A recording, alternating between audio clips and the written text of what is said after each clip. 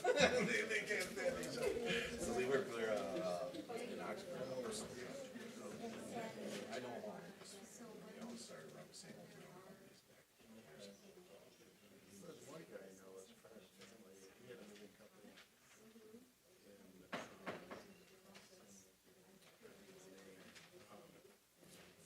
was over there. Trying to think what's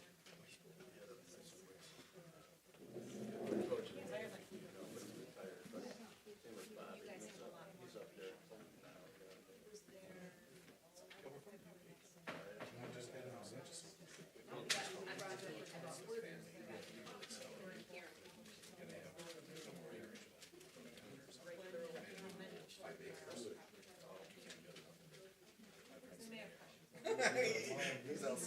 He's also the boss of the season. They drive me around you 15 more. I said, no.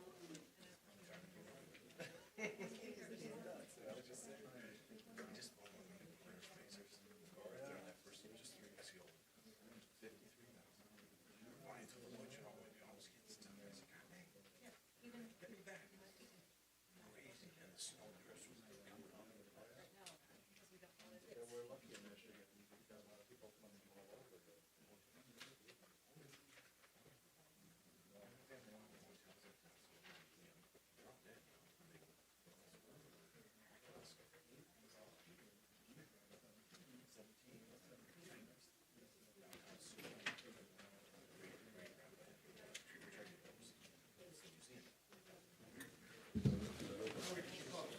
What?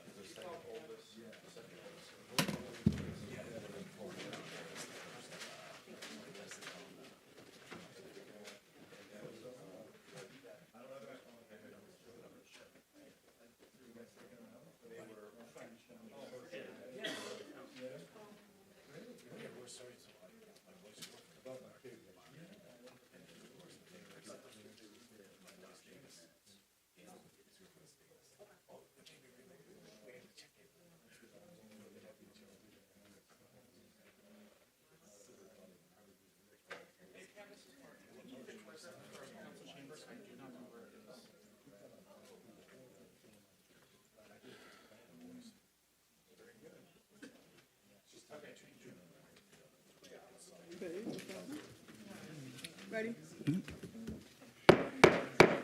Call the Monday, November 22nd meeting of the Zoning Board of Appeals to, Respectfully, can we, staff have just a couple minutes to get set up? yes, Okay, thank you. all right.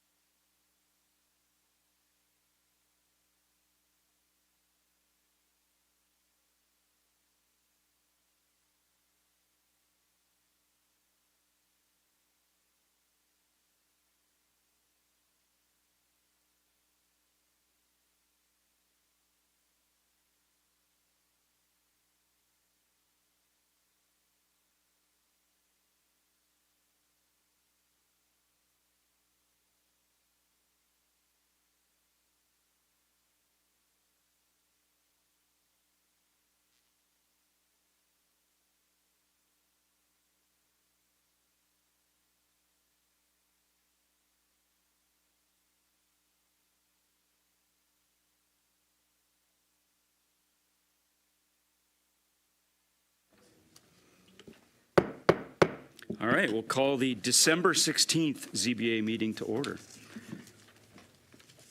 Roll call, please.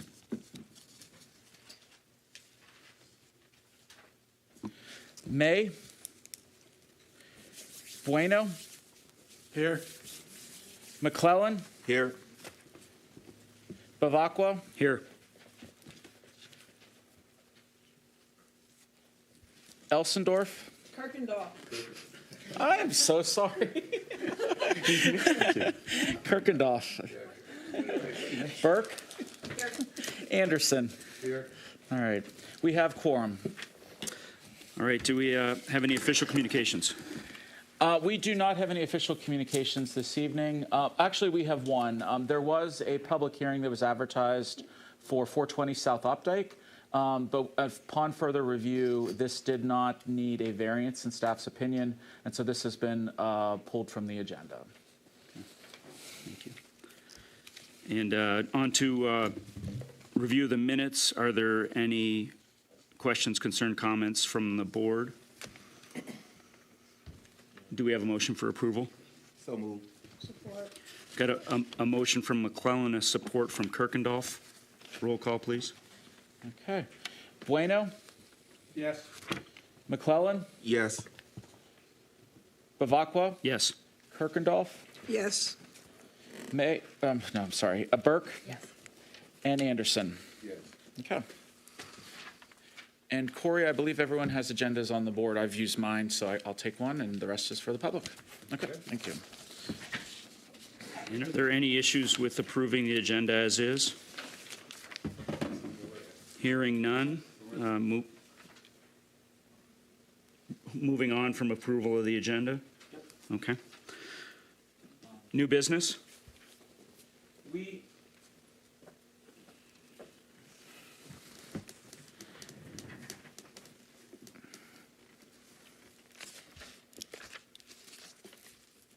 This is the Planning Commission ZBA agenda.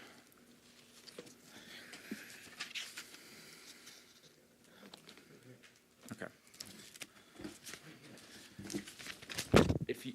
If you don't mind helping with new business for the first two cases, and I'll reprint the agenda.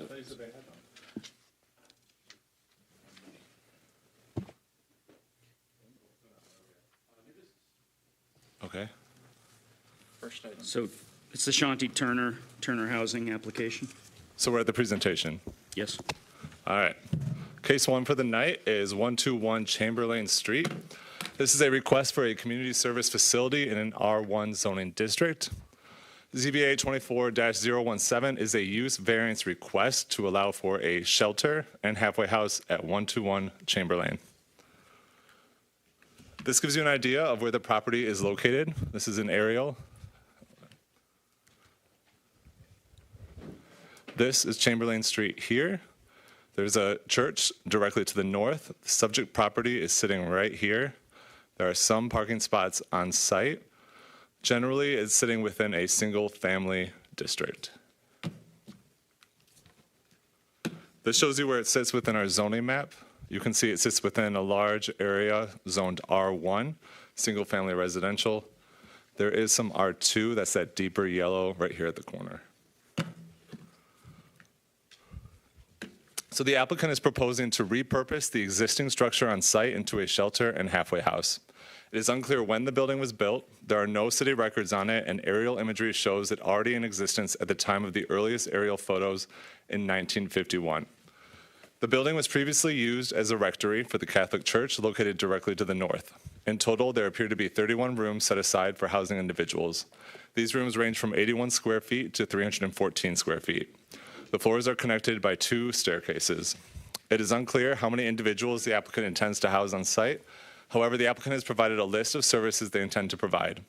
These services include case management, job readiness training, mental health counseling, health and wellness services, nutritional support, and connections to public benefits. As some background, shelters and halfway houses are classified as community service facilities and are permitted with a special exception permit in the R2, R3, C0, C1, and C3 zoning districts. The R1 district does not permit shelters due to the fact that shelters are often high occupancy land uses that increase population density.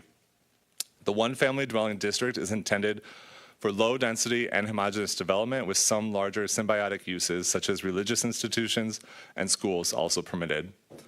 Community service facilities are required to be located along an A or B street in order to accommodate the number of individuals serviced on site and the support vehicles that will likely be utilized. The subject parcel is located on a C street. Community service facilities are also required to maintain separations from certain other land uses to avoid clustering of such facilities in close proximity to single-family residential areas. The proposed location of this request is compliant with the setback requirements. This is a view of the property taken from Google Street View, August 2018. This is looking from the south. You can see this is the existing structure on site that used to be part of the church. Parking is off to the side. There are 7 standards of approval. You're familiar with all these, so I'm not going to read through them, but if you have any questions, we can go back to this slide. For analysis, it is unlikely the existing structure can be repurposed for a use that is permitted in the R1 district easily. It would have to be a single-family home or a bed and breakfast, community center, that kind of thing. Although expensive, the structure could technically be replaced with these other developments. It could be demolished and rebuilt on site with a bed and breakfast, single-family home, community center, cultural center, or any other use permitted by right in the R1 district. The existing structure on site presents the greatest challenge towards redeveloping the property, and this play is not due to the general neighborhood conditions. The area is residential in character, and shelters are a place of residence. The population density that shelters incur in neighborhoods renders them incompatible with single-family districts, which are often sensitive to medium and high-intensity land uses. The applicant could choose to locate their operation on a parcel zoned appropriately. Approval of this variance would not result in any impairment of the light, air supply to adjacent properties. It is possible approval of this variance could increase the congestion on neighborhood streets if service and emergency vehicles are trying to access the site. Granting this variance would allow the property to be developed and a much-needed service provided in the community. And lastly, the proposed use does not appear to be harmonious with the master plan's future land use plan. The subject parcel is intended for neighborhood residential. The proposed use may alter the essential character of the area by disturbing the low-density, single-family nature with a higher density use. And with that, we have sample motions for your use. So do we have any questions for the administration? Seeing none, would the applicant like to speak?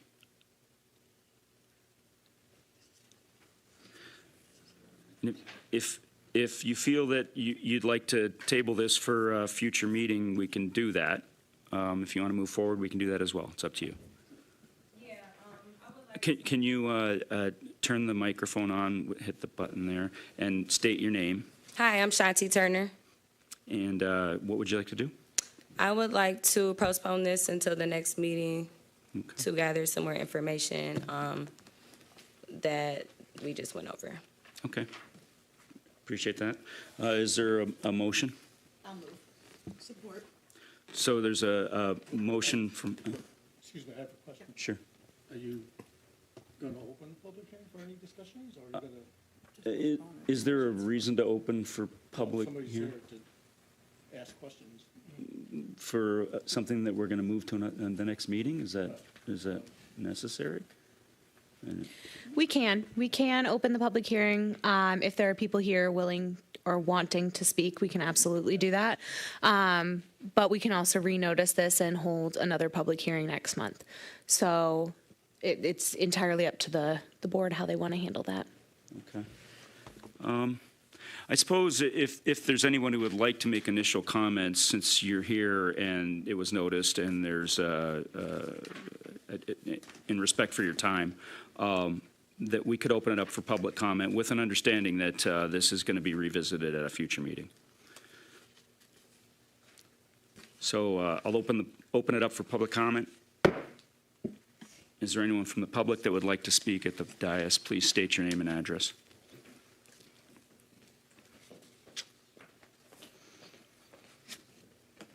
Good evening. My name is Erica Sarver. I'm an attorney for St. Damien Catholic Church, which is the church indicated on the aerial. My address is 1901 St. Antoine Street, Detroit, Michigan, 48226. I submitted a written comment on behalf of the parish for the board's consideration, flagging a few questions that I hope the applicant will address sufficiently in advance of when this matter comes back. The first of those, it's my understanding that the city of Pontiac requested that the applicant address the parking question before a variance would be issued. St. Damien is the owner of the other portion of that parking lot. It's not a divided two parking lots next to one another. And the parish does anticipate that the proposed use would significantly interfere with the use of the remaining parking spaces by parishioners who do visit the church. The parking lot is packed on Sunday and people are parking down the block. The second question that I hope will be addressed before the next meeting would be the potential impact to safety of children and women in particular who utilize community services already provided at the church. The parking lot that is shared with the property subject to this application is commonly used by parents dropping their children off for religious education or other child care at the parish. It's my understanding that there's several hundred children visiting the property every week, multiple times a week. And so the parish would ask that this commission make particular note of any protections that can be put in place to make sure that the children and the community at the parish are safe. Unless you have further questions for me, there are also two representatives, Carol and Guadalupe, who are from the parish who could answer any specific questions about the parish's operations. Okay, this is a time for public comment, so those that would like to make comment can. Thank you. Thank you. Is there anyone else who would like to make public comment? Seeing none, we'll close public comment. Is there a motion? Yes, motion. Oh, sorry. Motion to, yeah.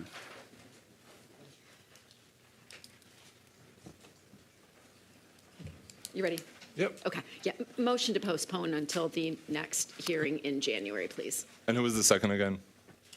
Okay. So we got a motion by Burke and a second by Kirkendall. Thank you. Any discussion on the motion? Seeing none, roll call, please. Commissioner Anderson. Yes. Commissioner Bueno. Yes. Commissioner Kirkendall. Miss. Miss. Sorry. Board Member McClellan. Yes. Board Member May. Not here. Board Member Burke. And Bavakwa. Yes. Motion passes. Thank you. We'll see you at the next meeting. Chair, just as a point of information for anyone here, there are agendas at the back table here if anyone would like some. Thank you. All right, next item on the agenda, the new business, item B. It's ZBA 24-018.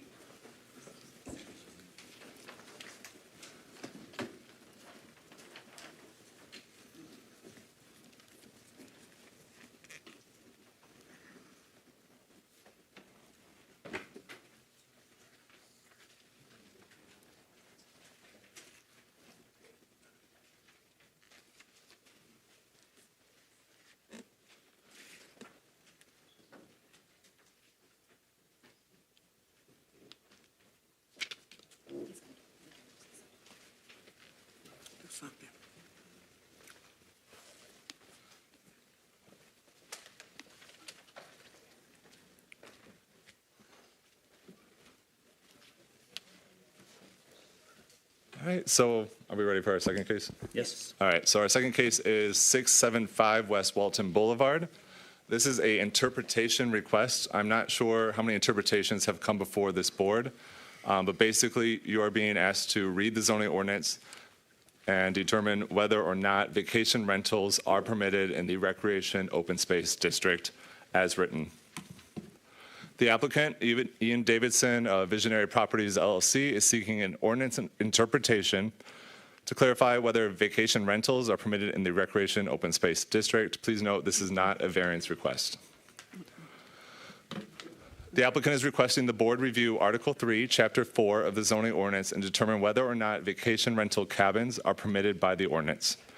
The applicant intends to renovate the property by remodeling the existing house and converting it to a duplex, renovating the existing detached structure into a duplex, building 9 vacation rental cabins and 2 supporting utility buildings. They're going to add 2 sand beaches, 2 additional parking lots, remove the overgrowth, and install attractive landscaping. So the actual text of the ordinance in question, section 3.402, permitted principal uses in the recreation open space district. A, unimproved open space. B, woodlands. C, wetlands. D, undeveloped portions of floodlands. E, improved open space. F, public or private playgrounds, picnic areas, water sports areas, and similar outdoor recreation facilities. G, public or private golf courses, excepting golf establishments which are devoted exclusively to Part 3 facilities. H, public or private boat launching facilities and marinas and similar. I, educational facilities such as zoological gardens, wilderness preserves, and similar. 3.403, permitted accessory uses. These are uses that would be incidental to a primarily principal permitted use. The ordinance permits any use customarily incidental to the principal permitted use when located on the same premises. Outdoor advertising signs related to the uses of the premises on which they are located, off-street parking and loading as required by Article 4, Chapter 3. And then lastly, uses requiring Planning Commission special exception permit, other outdoor recreation open space uses similar to those already listed, subject to City Planning Commission approval as being compatible with surrounding land uses.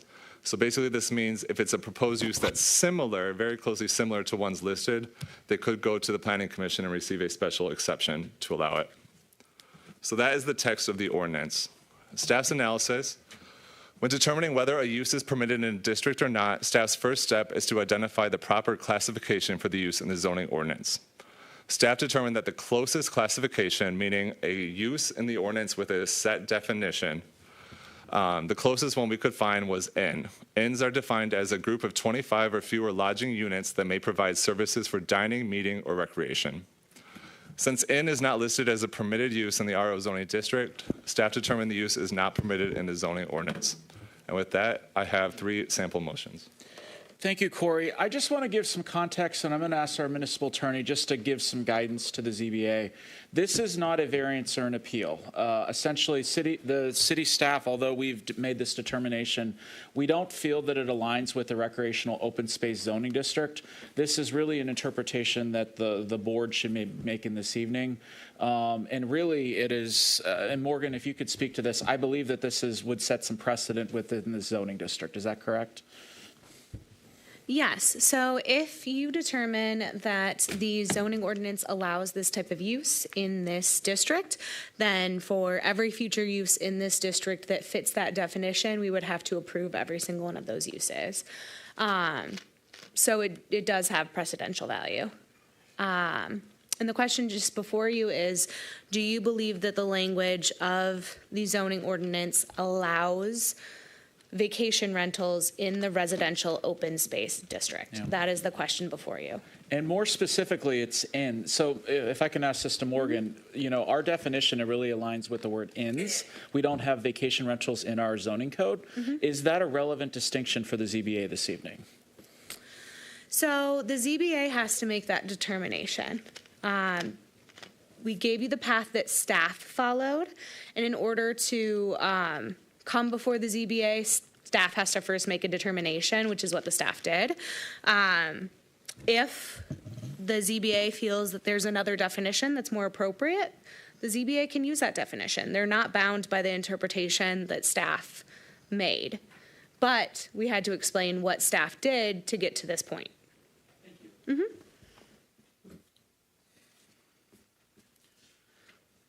And I know that this is pretty new for this board, so if anyone has any questions, I'd be happy to answer them. Excuse me, wouldn't a more appropriate path be to go and update the zoning ordinance to reflect that it needs to have some level of language relative to these type of vacation rentals? That's up to the zoning board. So what the question is before you today is, would we have to take that path? Or do you believe that the language of the zoning ordinance allows this in this district? Okay. So rather than prescribing a path forward, it's more about reading the ordinance and determining, is it permitted as written? Correct. Yeah, but my bigger concern is that the prevalence of Airbnbs and all these other things around, right? So it's not that these are going to go away all of a sudden because we don't address it specifically. So my bigger concern is that we probably need to have some level of path going forward that is going to address it in ordinance versus us having to do it on variances or This is not a interpretations. variance. No. I'm just saying that's my concern. So. Understood. So staff's position is that this is addressed in the zoning ordinance and that this use is an inn and that inns are not allowed in this district. You are not bound by that interpretation, though. The question before you is, what type of use is this, and is it allowed in the residential open space or recreational open space district? Go ahead. Microphone. Well, actually, should they open the public hearing, speak to the applicant, open the public hearing before delivering? I got a question first. First of all, I want to see a map of what you're talking about. I mean, we're talking about it. I don't see nothing but a bunch of writing. I need to see some pictures of what I'm looking at. Houses, how they're going to be and stuff. We just can't approve something that we don't even know what we're looking at. So the property itself is irrelevant to the underlying question. The question is, if a parcel of property is zoned recreation open space, is a vacation rental allowed in that district? So we can't look at any site specifically or any proposal specifically. We're looking at the text of the ordinance and determining, based on this list here, does this allow for vacation rentals, yes or no? Not whether it should or shouldn't, but whether it currently does or does not. And Morgan, just to clarify, we are literally looking at the words on the screen. Forget about anything else. Do the words on the screen allow for a vacation rental? Exactly right. That's not, forget about the rest of it. As is it allowed, yes or no? Exactly right. Period. Then there's the next step. That is exactly right. And the applicant's application is in the packet, is that correct? That has some photos? Yes. Yeah, okay. So at this point, we can allow the applicant to present? Absolutely. Hello, good evening. Ian Davidson here. So, yeah, I did not know that actually what we're going to be doing is looking at every single property with this zoning and discussing that. My interest is in the one property, so I was following the direction of Mark to follow a interpretation path. So for me personally, I'm more interested in the zoning of this particular property, but be that as it may. So this property that I'm inquiring on is about 5.5 acres, and it's about 80% water. So the primary use would be wetlands, unimproved open space, adding the cabins as an accessory for the customers and other local to enjoy the wetlands fully. The wetlands is the draw. The cabins are built off-site and delivered to minimize impact, so they're going to be modular built. And also in the ancillary uses, there is parking permitted. So a similar path could be like RV park. So maybe that fits a little bit more in the description as it's written. But however, my plan is for cabins. The RV park is kind of a little bit of a separate analysis that perhaps I could pursue with the zoning board here. So currently the land in question is just not maintained, and there's old watercraft and vehicles and trucks and garbage and overgrowth. So I'm looking to redevelop it, beautify it, monitor, maintain the wetlands, working with Eagle, and align with the master plan of Pontiac to keep the wetlands, bring visitors from across the world into Pontiac. I have about 25 beds in Royal Oak that I operate for the past 10 years. So I've got thousands of customers that I service. I'm looking to expand into Pontiac and support the local community with So Greg Evans from Ideas to Action, Russ Russell, work with some of the local people here on some of the things that they're working with the community on, other projects, and to help benefit the economics of Pontiac and community development. That's my speech. Thank you. I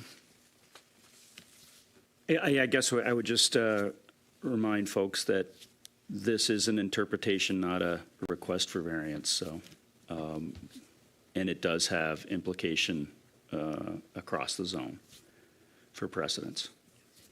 And if nobody has questions, I'd like to make a motion. Unless you've got, Make a comment since this is. Microphone. no public Oh, hearing, so- okay, we're going to open up for public hearing. Is there anyone who'd like to make a comment? Seeing none, we'll close public hearing. Mr. Bueno? I'm just going to make the comment, since this isn't our whole zone, doesn't mention anything about recreational housing of that sort.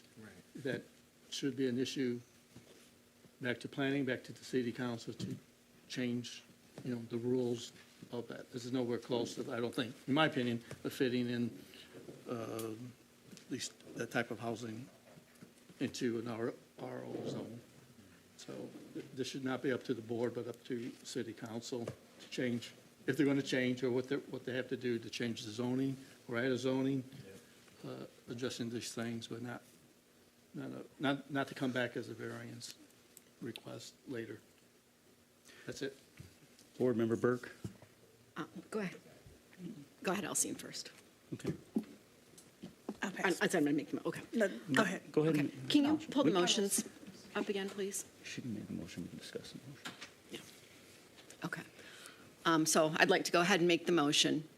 Based on the language of the ordinance as it exists currently, I move to find that the text of the zoning ordinance does not allow vacation rentals in the RO zoning district, as written currently. Is there a second? Support. So we've got a motion by Burke, support by Bueno. Discussion on the motion? Anybody like to make a comment or discuss? Now I want to make a comment as well. Okay, go ahead. Okay. Not prohibiting what you're talking about. Right now, based on the current zoning, it doesn't fit. Does this necessitate, as has been discussed with the changing Airbnbs and the vacation rentals, does this require a look at the zoning ordinances to allow for such uses? Absolutely. So I think as written, it's just not viable with the current language. So it definitely prompts the requirement to look at the language and make some changes, hopefully. Any other questions, comments on the motion? I agree with Harry and Arthur down here and stuff. I agree with Ms. Burke and Arthur down here that, we should let them go ahead and work this out some kind of way and stuff, because we get into a whole different ballgame with housing and this way and stuff, and, I think that's what we should do. Okay. Thank you. Any other comments? All right, can we get a roll call, please? Commissioner McClellan? Yes. Commissioner Kirkendall? Miss. You call me Mr. one more again. I'm sorry. Miss. Ms. Kirkendall? I did say commissioner. Commissioner. Does she think I'm saying something else? Yeah. Oh, I'm saying commissioner. It sounds like Mr. Sorry. No, it's commissioner. That's okay. Yes to deny. Commissioner Bueno. Yes. Commissioner Burke. Yes. Commissioner Anderson. And Commissioner Bavacqua. Yes. Motion passes. All right, thank you. So as far as next steps, would it be a variance? I think you should communicate with administration, but it sounds like there would have to be some sort of adjustment at a planning commission level. Staff will reach out to you tomorrow morning, and we'll discuss next steps. Thank you. Thanks. Good decision, y'all. Very good. All right, next item is old business. Wait, we skipped somebody, didn't we? No, I think so. There was one that got pulled. That was the first one that got pulled, the Chamberlain Street. Then this was the application that went Oh, okay, well, Walnut now, right? Yeah, this is first Walnut, Oh, okay. Walnut 13. Ready to move forward with that? Yep. So I have a presentation tonight, and this is a repeat, but I'm going to provide some updates for this. Really updates that I understand that the ZBA asked last month. The applicant will get to speak. We did not have public hearings in November. We will need to do that, and we will do one per property tonight, as each needs a public hearing, and then each of those cases has, anywhere from, I think, 3 to 6 variances. So the applicant, as you are aware, is Justin eBay of Creek Valley Properties. This one is 13 Walnut Street. This is the closest one to Orchard Lake. The zoning is R2, which is actually for duplexes, but it allows for single-family homes, and there are 4 variances on this one. Rear yard, a reduction from 30 to 19.8.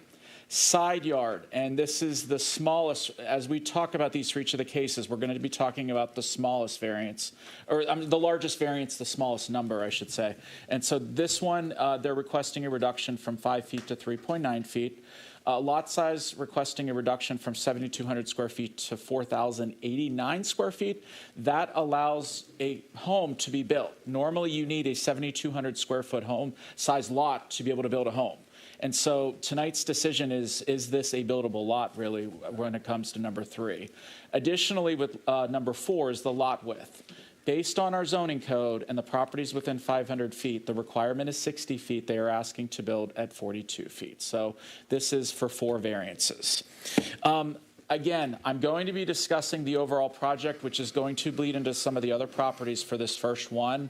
But we really want to focus on 13 for the sake of this presentation and the first public hearing here. So this is where 13 Walnut is located. This is an aerial photo from 2023. I'm going to be showing an aerial from 1990 in a couple slides. I just want to kind of preview that. This is the zoning map. Again, it's kind of hard to tell, but there's a brighter yellow for the R2 that's up here. You have a mix of R1 and some commercial zoning in the immediate vicinity. This is basically showing the site. So the Creek Valley Properties is developing this manufactured home project for a 6-lot development. Each lot is hoping for a 1-story, 1,152 square foot manufactured home with a 1.5 car garage. And then that's some of the information we've shared before. Modular and manufactured homes are prefab housing. This is not a mobile home park. It's built either partially or entirely from an off-site factory. Bruce Eck, building manager, will be speaking after I present, and he has toured the factory when it comes to some of the building materials in relation to the Michigan Building Code, and he may be able to address a few things then. Again, modular homes must meet the building codes. They are built according to federal standards of the Department of Housing and Urban Development. And the parcel is currently city-owned, and City Council has approved an option for the applicant to purchase, obviously dependent on necessary approvals to build. So this is the latest photo. This is Orchard Lake right here. This is Walnut Street. Now, you can see when there were individual homes. I do not have a street view of these, but you can see the homes of this size, with all lots except for this one lot right here. So, these were obviously built under a different zoning code, under different subdivision standards. There is a history there. These were demolished, as far as I can tell, in the 1990s and have been vacant ever since. So I just wanted to share there have been homes here, and I hope this helps the ZBA to see what was here previously. I know an aerial photo was shared previously, or a plot plan was shared previously.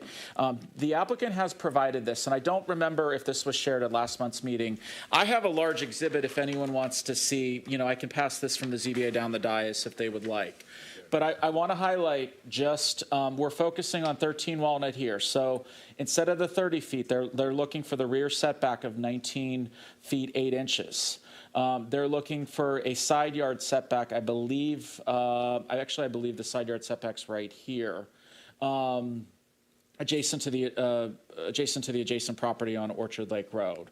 They also, again, it's for building size, actually not building size, it's for the lot width, and it is for the, and it is also for the total lot size. So this gives the details, and we can go forward. So these are some of the renderings that were provided from the applicant. I believe you saw these in last month's presentation. There are 7 standards of approval. And Justin, I apologize. I may have to look this up. I believe I had saved the images. The applicant had shared some interior images from this. We might be able to get that in a moment, but it was supposed to be right between here. There are 7 standards of approval when you're looking at these dimensional variances. You may be familiar with these, and there's analysis, thorough analysis actually within your report, whether they apply. So under variance number 1, which it has to do with the rear yard, this was subdivided before the current zoning standards. The constraints are definitely historical and not necessarily the result of the applicant's actions. But the question really in tonight's proposal is, when it comes to a rear yard projection, is this a buildable lot? And really that's what you're deciding with some of these variances. Now, there's some of these tonight, both with 13 Walnut and the rest of them, that they could modify the building, they could modify the footprint to meet, but again, a lot of these are constrained just with the size of these properties. I'm not going to go through these analysis. I know Justin went through these last month. I have these up here. We can reference anything if we want to discuss these further.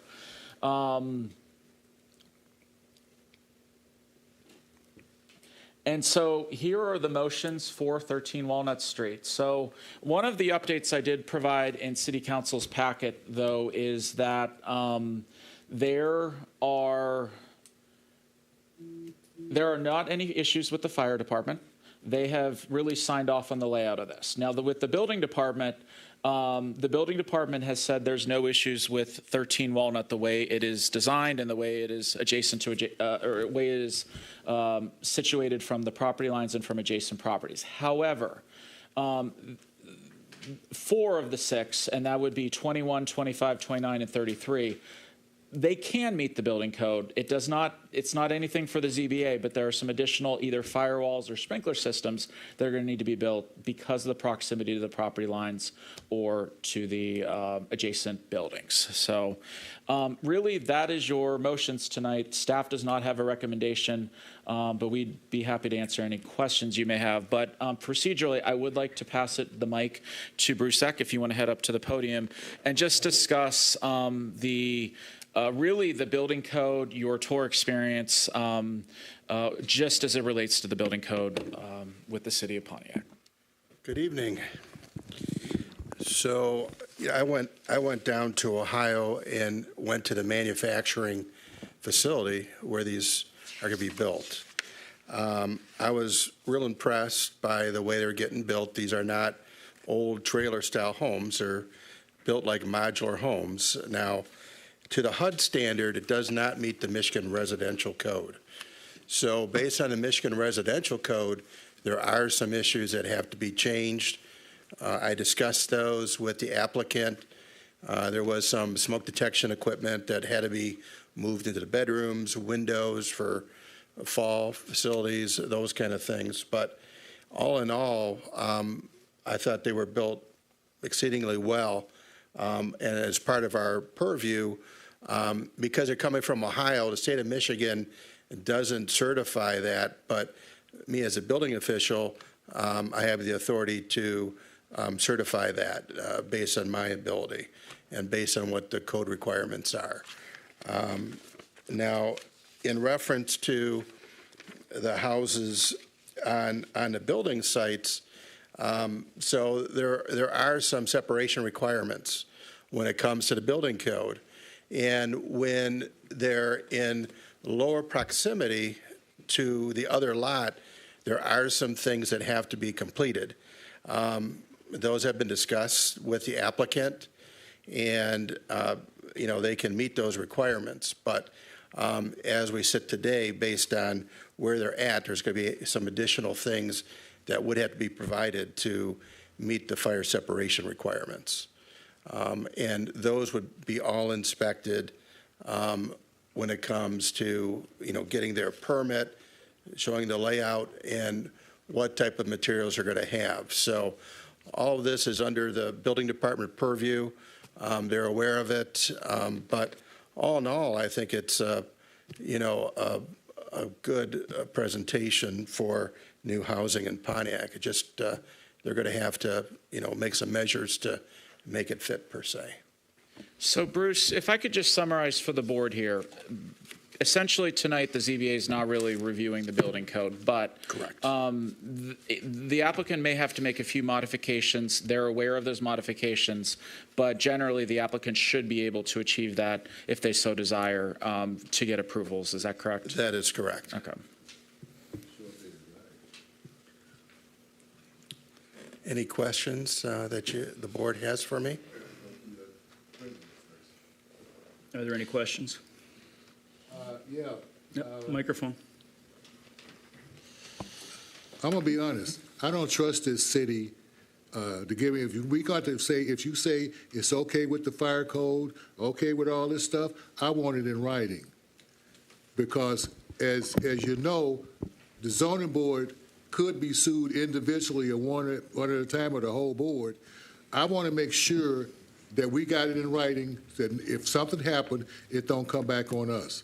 I want to, in writing, that the fire department or whatever, the planning or whoever, approved everything, and I want it in writing.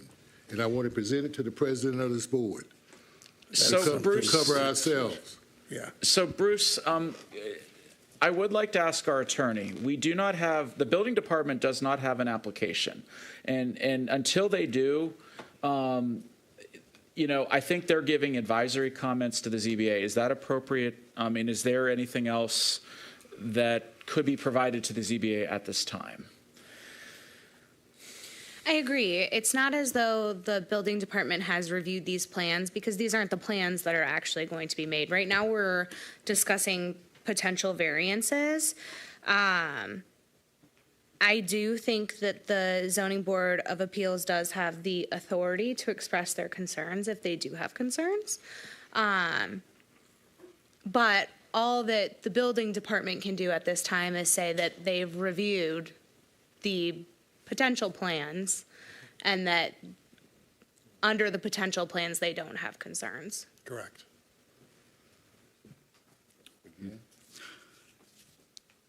Any other questions? Yes. Okay. This right here is 3.9. Is that from the property line in, or did the whole thing is 3.9? No, that's from the property line in. This is from the property, so these houses will be this far apart? No. Was From straightened out. the house to the property line, and then the next door house has distance from the property line to the other house. So how much will that be? Well, it depends on the size of the lot. Each lot's different. So if I could say for 13 Walnut, and let's focus on 13 Walnut, there's a 3.9 feet to the adjacent property, which is not developed. It's close to Orchard Lake. There is the minimum 5 feet requirement between this house and 17. So for 13, those are the dimensions that they're asking for the side yard setback. Okay, total?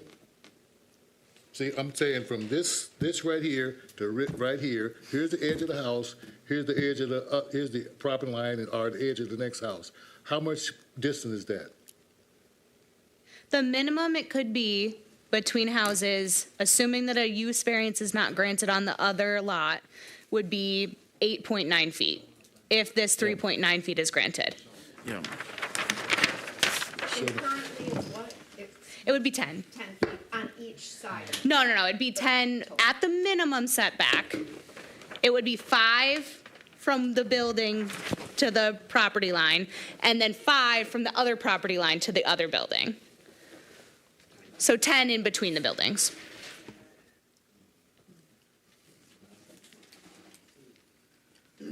And these might be questions that might be more appropriate to ask the applicant if we want to bring the applicant up to the podium. Yeah, I wanted to make sure we were done with All these gonna be the 6.8? building inspector first, so. That makes complete sense. I apologize, what? Chair.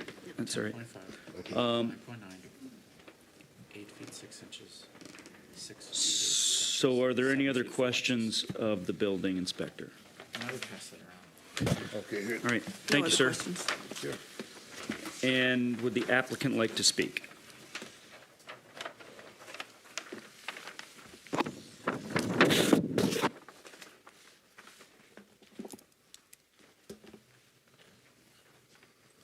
Hello, you can hear me?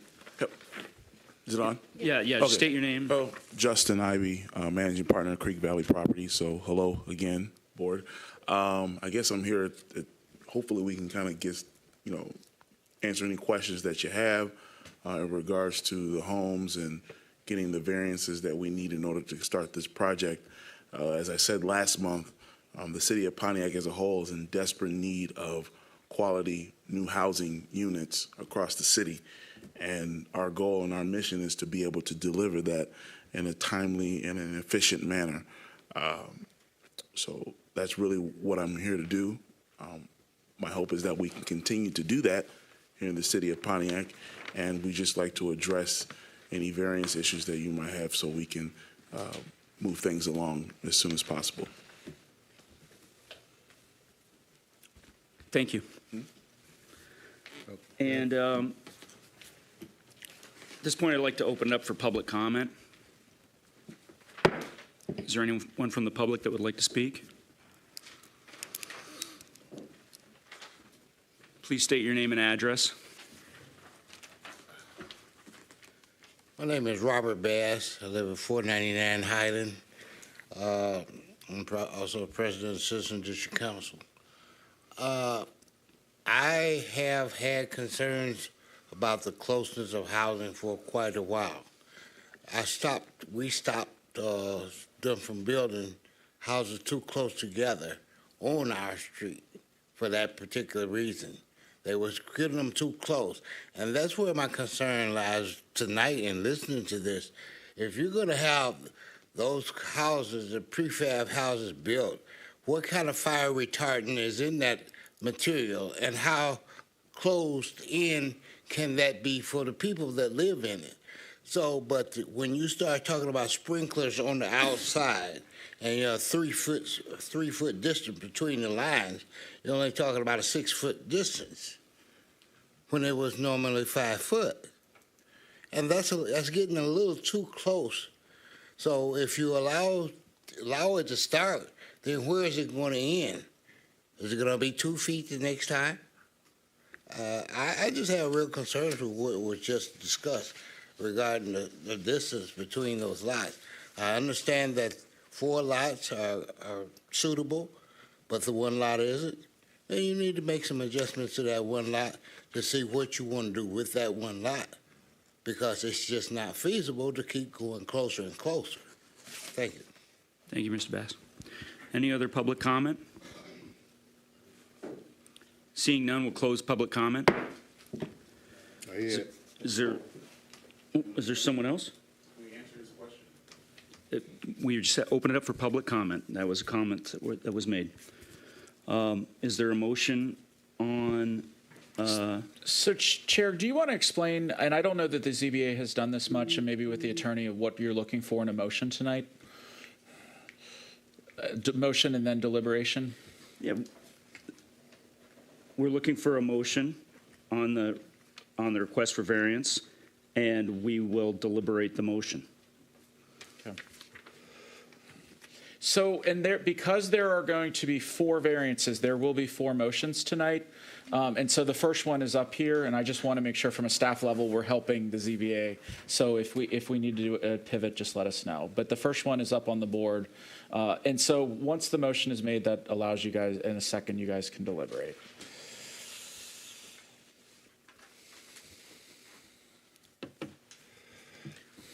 So the first motion is the rear variance.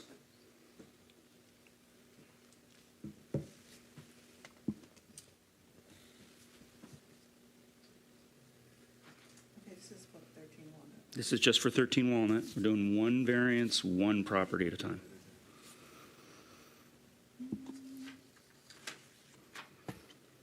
Can I ask just one question? I'm sorry, before we get, I just thought about something.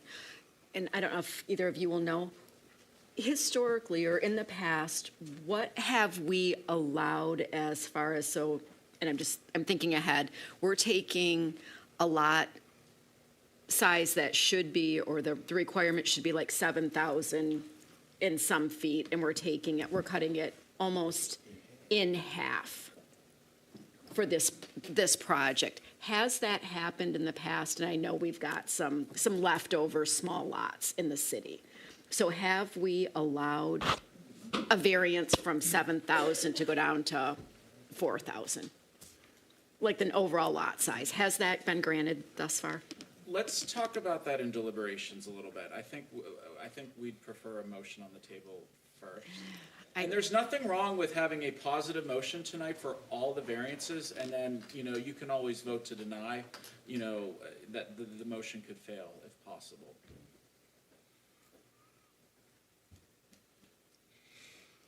I'll make a comment and then I'll make a motion. I'll have the same comment that I had last month on this whole site, that probably shouldn't have been brought to us this way. The applicant had the opportunity to get closer to the requirements, still needing variance, but closer to the requirements that would be suitable, not on top of each other sidewise. So I know he's landlocked depth-wise, but width-wise, eliminating one house, he could add 8 feet to each lot to do what he needed to do to make it more feasible, but, so, to get the things rolling, I'll make a motion to approve the setback of 20 feet on 13 Walnut. Is there support for this motion?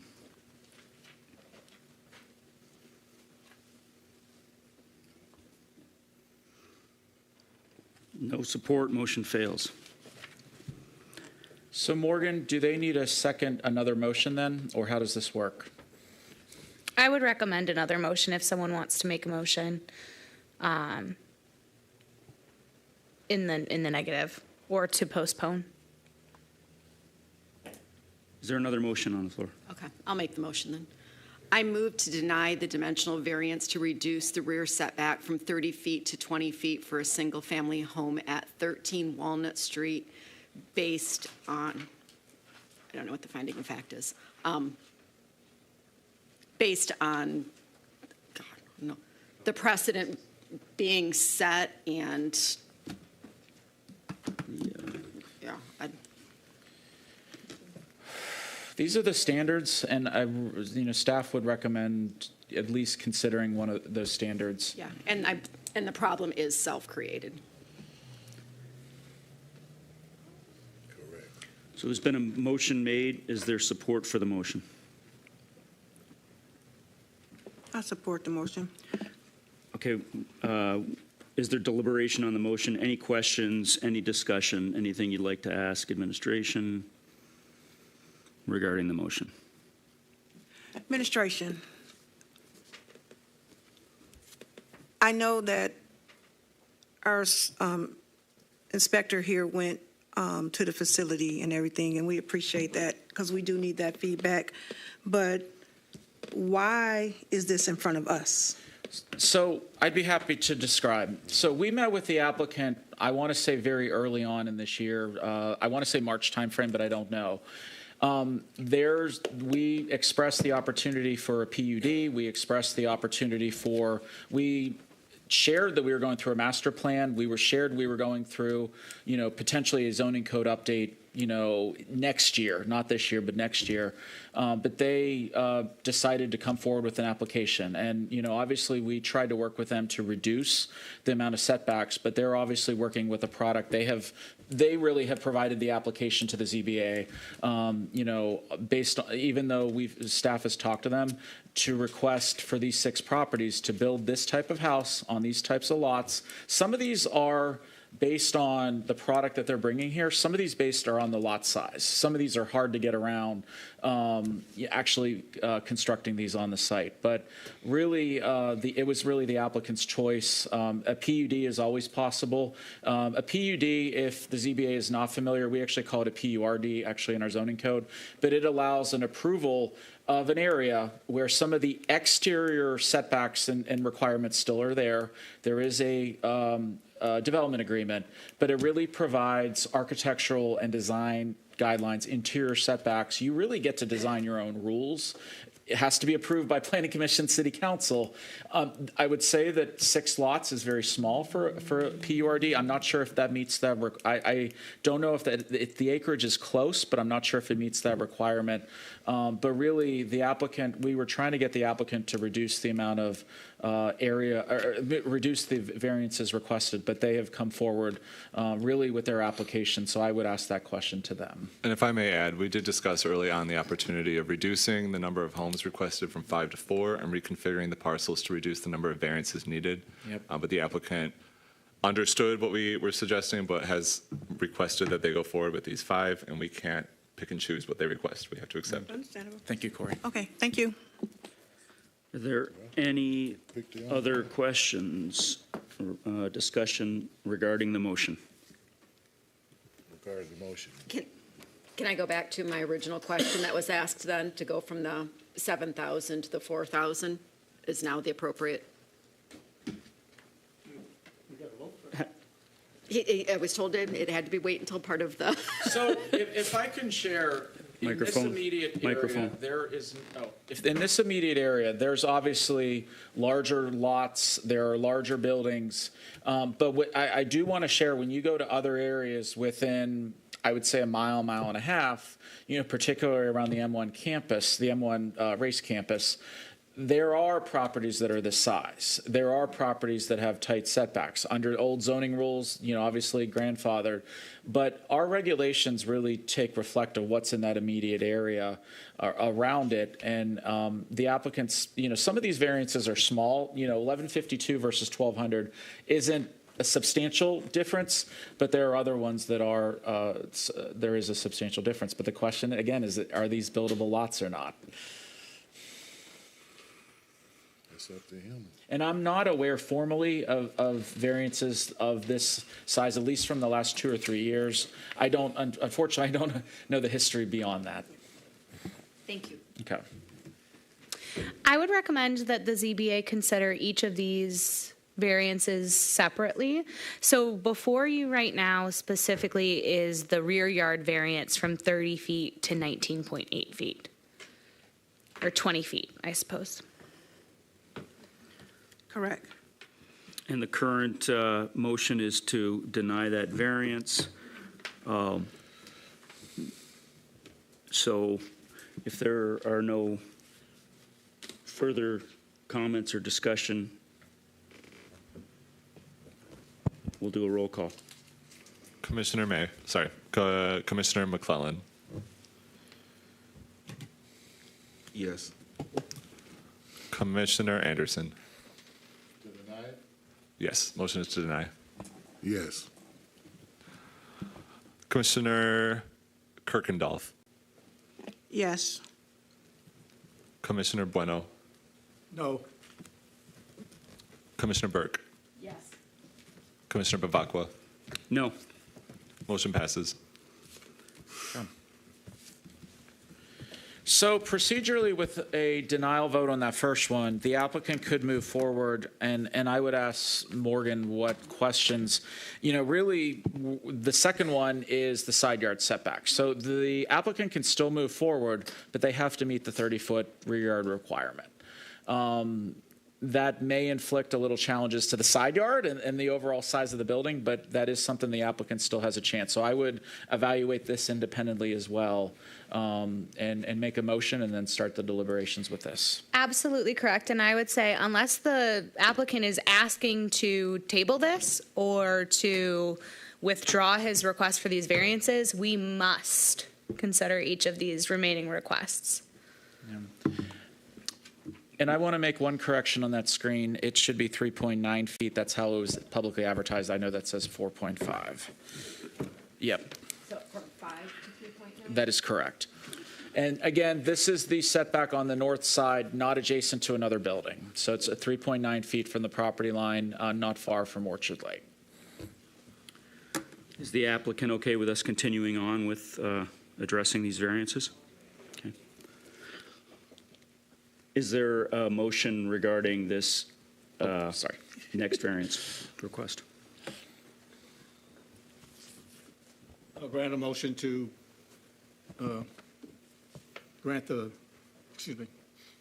propose to a motion to grant the variance of 3.9 on the north setback.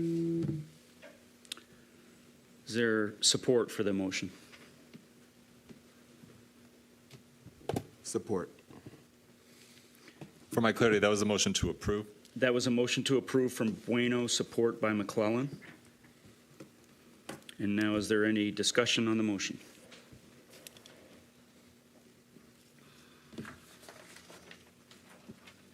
Roll call, please.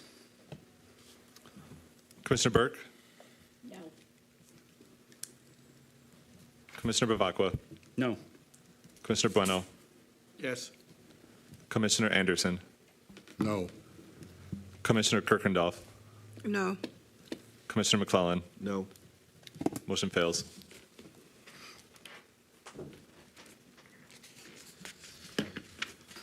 The next one is lot size reduction. Wait. Oh, don't we need a different motion? This is the third motion. Okay, because the last one failed. So again, even with the last one failing, they could still move forward, but they need to move forward. They could still move forward if they meet the 5-foot setback. Now, this is a key one because a lot size reduction is not something that is negotiable. So, but this is really the request: is this a buildable lot or not?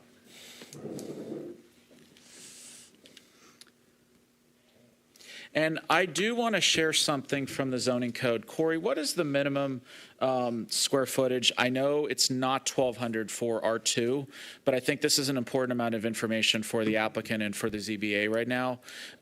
If the applicant were to get an approval for this, what is the minimum lot size for a single-family property in the R2 zoning district? Minimum lot size? No, the minimum building size. So the minimum required floor area for a single-family home in the R2 district is 800 square feet. So. That's not bad. And Corey, what's the percentage that is allowed to be built on in a lot? Isn't there, Lot coverage. yeah. And I don't know if that includes garage or if that's just the dwelling. I can't remember how it's worded.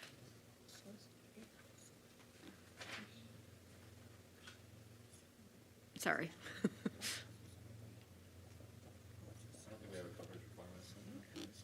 So I don't believe we have a maximum coverage requirement, but I do know you have to maintain at least 5% open space on all parcels. 5%? Open space, yes. Thank you. All right, is there a motion on this variance request? I move to approve the dimensional variance to reduce the lot size to 7,200 square feet to the 4,089 square feet for a single-family home at 13 Walnut Street, based on the findings of fact. Is there support for the motion? Support. So we have motion by Kirkendall, support by Bueno. And discussion? This is not about setbacks, this is what he could build on that The total lot size. Microphone. total lot size. Can you hit your microphone if you need it? Total lot size. Can I say something? Yeah. You know, I don't know what the guy is over, but I noticed the young man said that, Pontiac is in need for housing, and we really are short of housing. But I would like to say this. This is Pontiac. We are proud people, and we are proud of our city. The one thing we don't want to do is to have stuff coming here that causes people harm or that's not best for the citizens. That's what they voted us for, to take care of them. We're the last gap. So I'm going to do everything I can. Let's try to keep it to the motion that's on the board. Okay, I just want the board to keep everything like it is. I just want to get that out there. This is not a political body. But it's not a political body, Yeah. but I just want that to be out there because it's been brought up before, but, We're in deliberation at this point. We had your opportunity to speak. We're in deliberation. Question for Corey and Mark. So it's only 800 square feet, really? Because the R2 allows for duplexes, and that's why you have the smaller footprint. And okay. it's a smaller, if it were a duplex, it's smaller square area, but for a single family, it's allowed to be 800 square feet. Single family 800, duplex 600 per unit. Yep. Oh, wow. Okay. so this is allowed. Is there any other questions, comments on the deliberation on the motion? Seeing none, roll call, please. Commissioner Anderson, Come back to me. Commissioner Bueno, Yes. Commissioner Kirkendall, Yes. Commissioner McClellan, No. Commissioner Burke, No. Commissioner Bavacqua, No. Commissioner Anderson. No. Motion fails.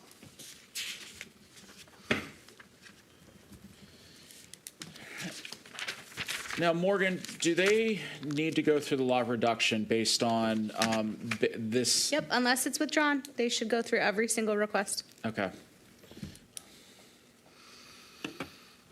All right, do we have a motion on the next variance request? I move to deny the dimensional variance request to reduce the lot width requirement from 60 feet to 42 square feet for a single-family home at 13 Walnut Street, based on the finding of fact that the situation is self-created. And is there support for the motion? Support. We've got a motion by Burke, support by McClellan. Discussion on the motion?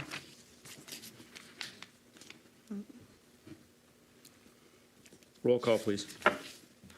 Commissioner Kirkendall, No. Commissioner Anderson, Commissioner Burke, Yes. Commissioner Bueno,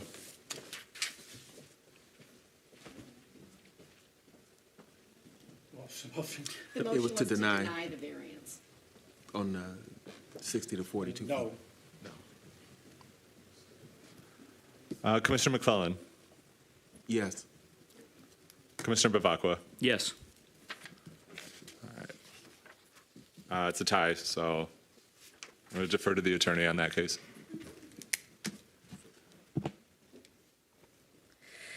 So motions have to be approved by a majority.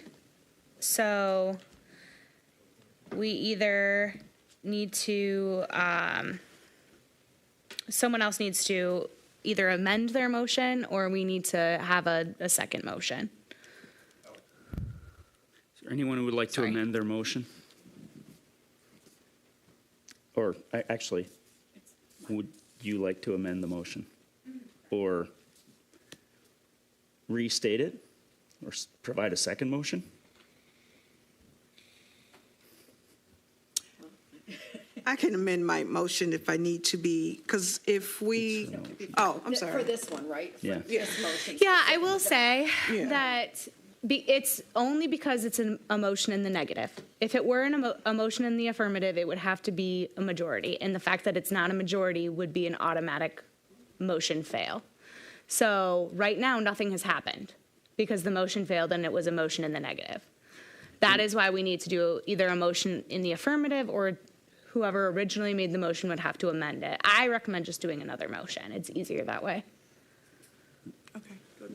Right. And in my planning experience, I've had a lot of boards that have always done a positive motion for that reason, just to help, move things forward. Right. Yeah.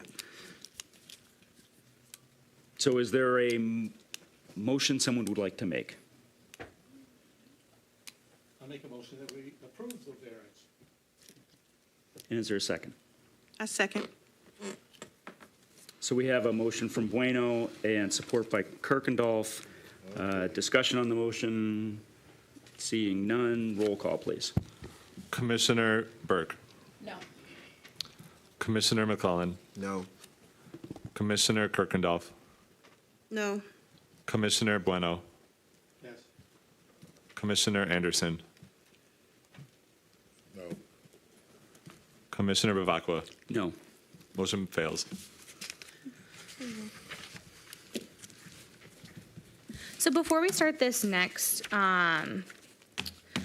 variance request for 17 Walnut Street, just as a point of information, I want to, and I know Corey's going to go through this in his presentation, or Mark, whoever does the presentation, but because these are dimensional variances, if they are approved, that means that the Zoning Board of Appeals is finding that all of those standards of approval are met, so that the property in question cannot be reasonably used or cannot yield a reasonable return on a prudent investment if the property will only be used for the purpose allowed in the zoning district.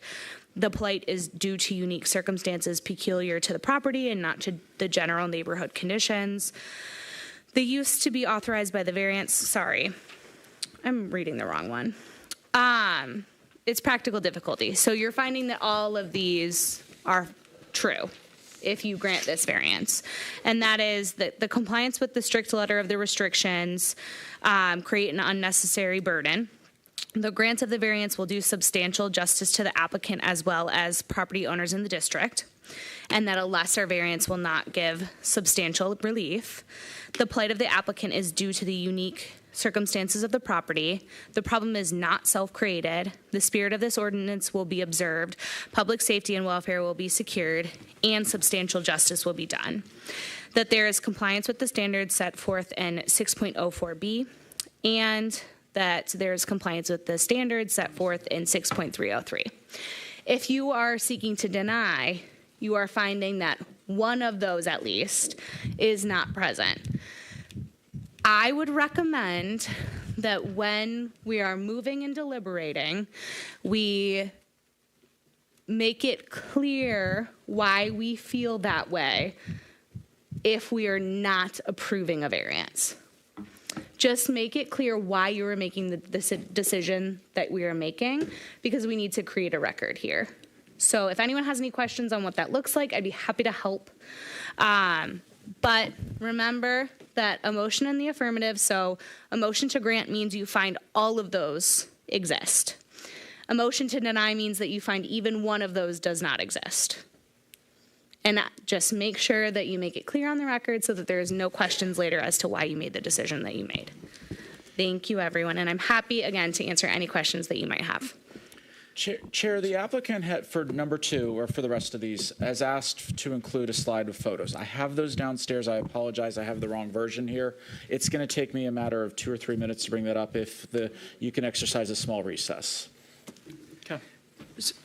So I'll take this opportunity to ask a question. In the case that there's a motion for the affirmative and it fails, there is no requirement for reasoning on the There negative. is no requirement for reason. This is a great question. There is no requirement for reasoning in the motion if it if you feel that they meet the requirements and you move, you don't have to give an explanation. But when you're deliberating and you plan to vote no, I recommend that you explain why you're voting no. You relate it back to one of those standards of approval, just to make the record clear. It just makes it easier in case we have a review later. I also agree that it's very warm, so I'm going to take this opportunity to walk right over to the thermostat and turn it down. I'll be right back. Yeah.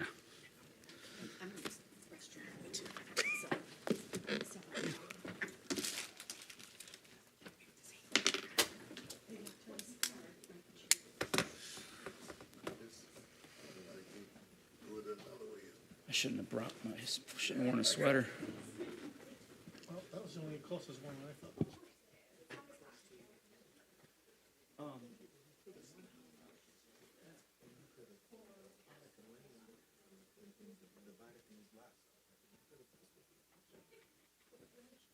So, thank you for making the suggestion about public comment.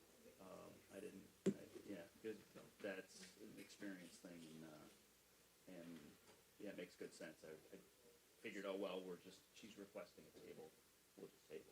But of course, there's people here. And it actually helps them prepare for the next meeting if they hear what the comments are going to be too. Or somebody can't come next time. Then they don't feel like they haven't been given an opportunity. Bruce just opened that because it's super hot. So anytime you want to jump in with anything like that, feel free, anybody. Just technically, you should table. Oh, table the public hearing as well? Just continue. Because now it's closed, you have to reopen. Yeah, you gotta reopen it, but, it could just continue. There's no big deal.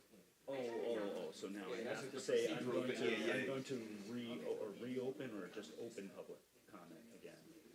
However, I don't have to actually state reopening at that point. Once you close it, technically. Oh, it can't be reopened. No, that they can't come back, depending on what it is.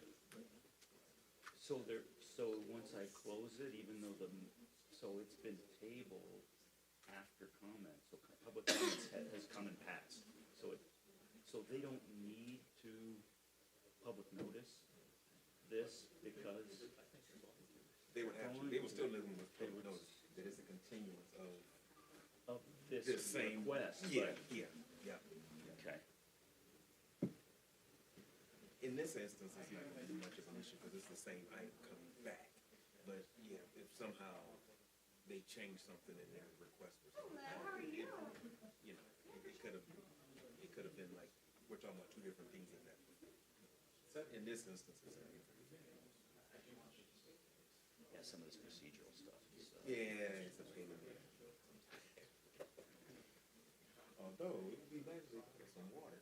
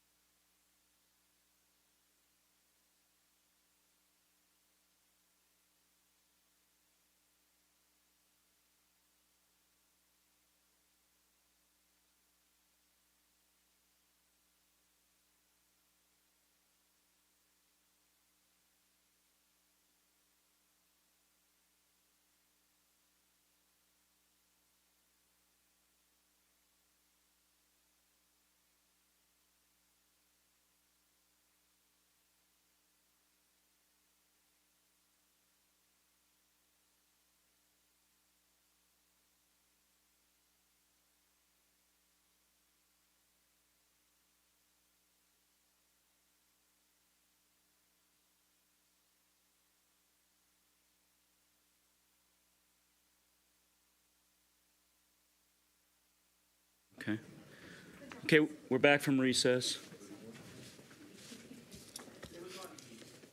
No wonder we're here. No wonder.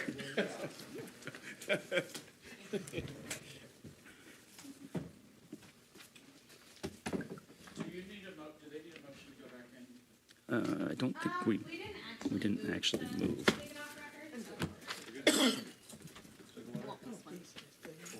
Oh, thank you. How about you, Babakla? Yes, please. Here you go. Thank you. Morgan, water?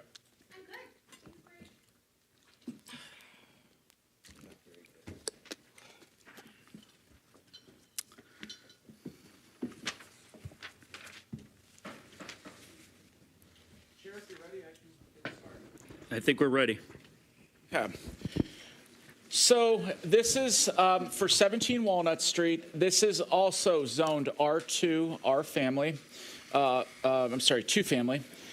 Justin eBay is the applicant. He is requesting 3 variances for a single family home at this property. This shows the area's location. Again, this is the second main property in from Walnut, or from Orchard Lake on Walnut. Showing the area, showing the zoning map, etc.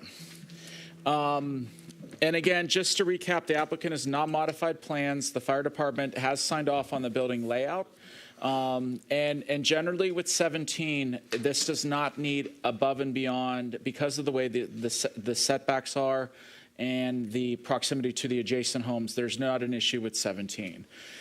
There was a question, and I just wanted to give some background. Most of the original subdivided lots in this subdivision, it's actually called AP 128 Bartlett's Addition, and the adjacent Chapman and Haptug subdivision are traditionally 40-foot wide lots. Many of the lots were combined over the years, not just 20 years ago, but over the years to create larger lots.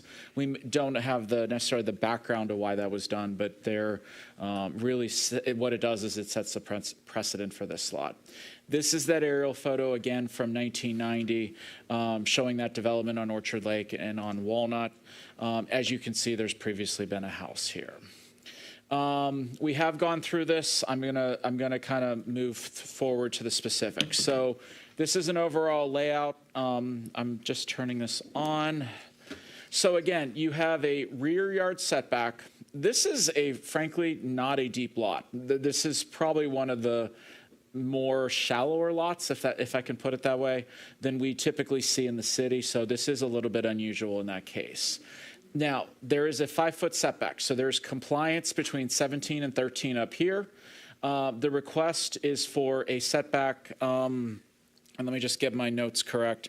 And there is, this is for rear yard, lot size, and lot width. This meets the side yard setbacks here. So really, the 3 variances are the rear setback, as I mentioned, the overall lot size, which is 4,311 square feet, and then this lot is actually wider. So it is 46 feet instead of the required 60 feet, but it is a little wider than 13. Again, the applicant has provided this.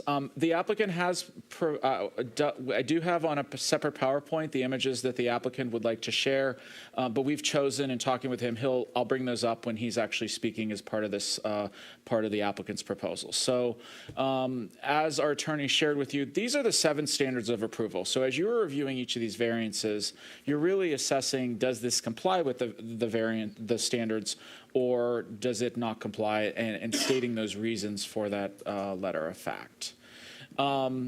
I don't think there's anything unique here that we necessarily need to go through. There is an extensive review in the packet itself. But again, there are 3 variance requests. The first one is the motion up here from rear yard from 30 to 20.9 feet, rear yard setback. To be able to build on a lot size of 4,311 square feet, and then to be able to build a home with a lot width of 46 square feet. So with that, that is my presentation. I don't know that Bruce needs to speak any on this one, but he may speak on some of the future ones that the houses are a little closer together. So that is our staff presentation, and then thank you. So because this is a separate request by property, we open a public This is a completely separate application. The applicant has spent money and time and resources on this new application. Yep. So the applicant is choosing not to speak at this point. Wait. Oh, I thought you said. No. I have pictures that the applicant's provided that I'm going to share when he is speaking. Oh, okay. Yeah. Sorry, I I'm misunderstood. sorry for any I thought that was a miscommunication. Yep, I'm going to communication bring that up right now. I thought that was a communication they made to you. I Yep. apologize.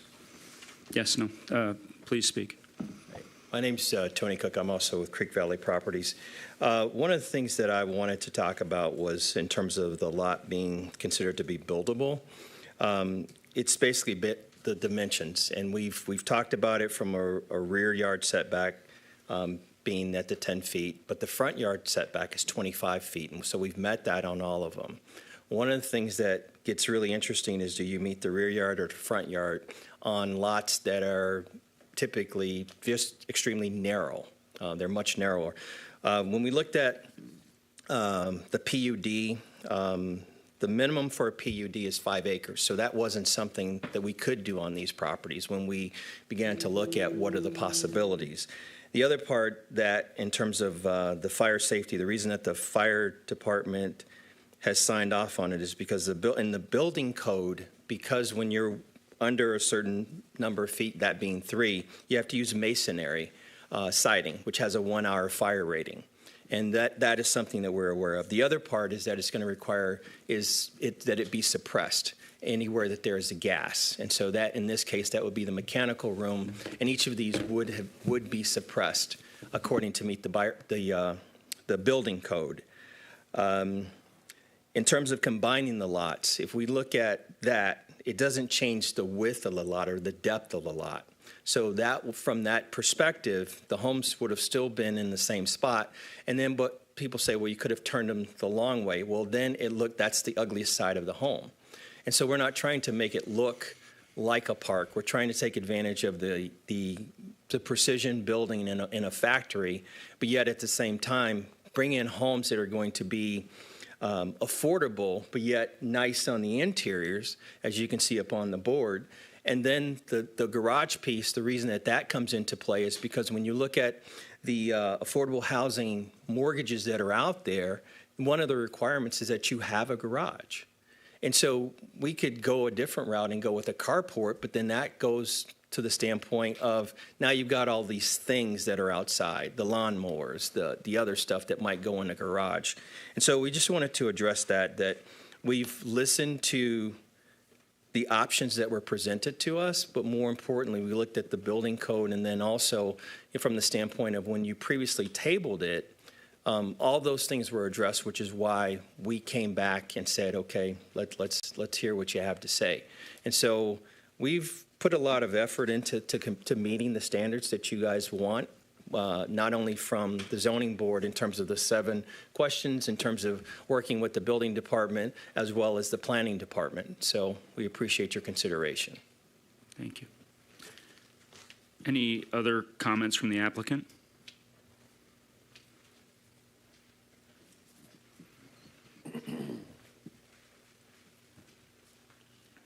Yes, real quick. I'd like to address something that Mr. Anderson said a few moments ago. His comments that he made really had nothing to do with what we were asking him to do. They were more so in line of me insinuating that I was putting substandard housing into the city. Sir, that is what you said. We're here for the city of Pontiac.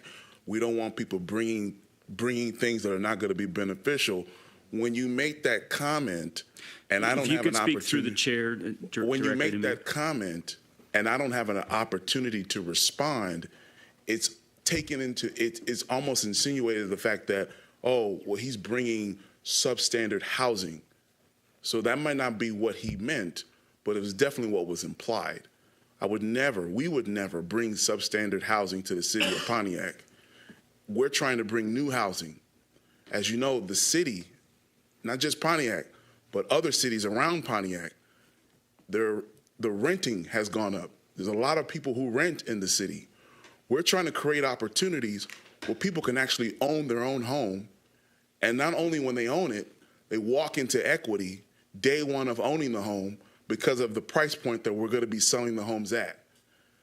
As the inspector, building inspector, Bruce, came down to the city, to Ohio as we were addressing or as we were touring the facility, he himself saw that these are high quality housing that we're going to be building. So I wanted to address this because I'm getting the impression that the board doesn't really understand the type of housing that we're building, and a lot of assumptions are being made here tonight in terms of what we're trying to do. Thank you. And just as a response, I'd like to say that making that assumption across the board, I think there's no reasonable evidence of that. If there is a passionate comment made by a board member, it's specific to that board member, and I, as chair, haven't seen that from the majority of this board. So, but I appreciate your comments. I understand. Right. But to also respond back to what you just said, when Mr. Anderson says something and it's just left out there and we don't have the opportunity to respond, that may not be what he meant, but that can definitely be implied because he's insinuating, based on what he's saying, that we're bringing not quality housing to the city. Because when you say things, we're trying to protect the members, we're trying to make sure that people are protected, we don't want people bringing certain things, those type of comments would insinuate that we're not bringing quality housing. That's all I was trying to say. Thank you. I appreciate the fact that you were given the opportunity to speak in this case. It may have been a bit of a coincidence, but that you had multiple applications, but it's good that you were given an opportunity to voice your concerns. Thank you. Any other comments from the applicant?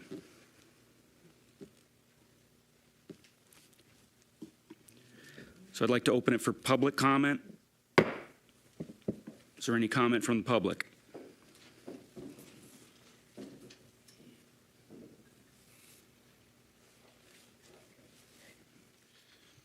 Robert Bass, 499 Highland, once again, Assistant District Council President.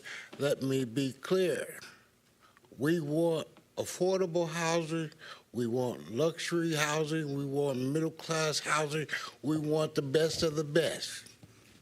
Let that be not denied. We want the best we can get at the best price that we can get. However, we've been burned a number of times. So we want to make sure that when you come before us, that you're coming in good faith and not coming thinking that we're going to stand for whatever's thrown at us. So let me be the first to say we want good development. We want consistent development. But we want something that we can also afford out of our pocket. What's affordable for you may not be affordable for me. So make it where it's feasible for all of us, because all of us not in the same bucket. Thank you so much for your time.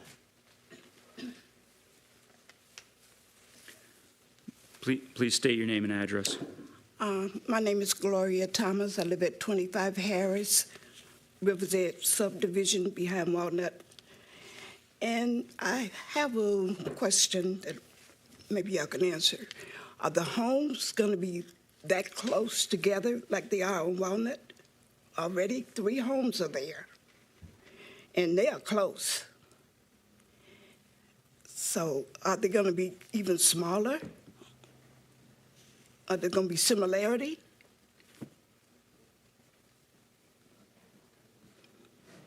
Are the homes going to be similarity, or are they just going to be, patched? Questions will be answered after the public hearing is closed. Unfortunately, there can't be back and forth during public hearing. Well, one more, while I'm up here, I have another question. Now, the homes that are on Walnut, the 3 homes, we have emergency interests that they park. Our subdivision have emergency interests that if the fire department comes in, we have a way out. Right now, they're not keeping it up, so we only have one way out of our subdivision. I'm asking, are homes going to be built across that opening? So that's what I thought. Thank you. Thank you. Is there any other public comment? Seeing none, we'll close public comment. So Chair, just to answer the question from the last speaker, this home specifically meets the standards that it is 5 feet on both sides of the, between the sides of the house and the property line. So there's not a variance request before the board this evening on this specific property. Now, some of the later ones we have will have those variance requests, but this one meets that 5-foot setback. The three variances this evening are for other dimensional requirements of this lot.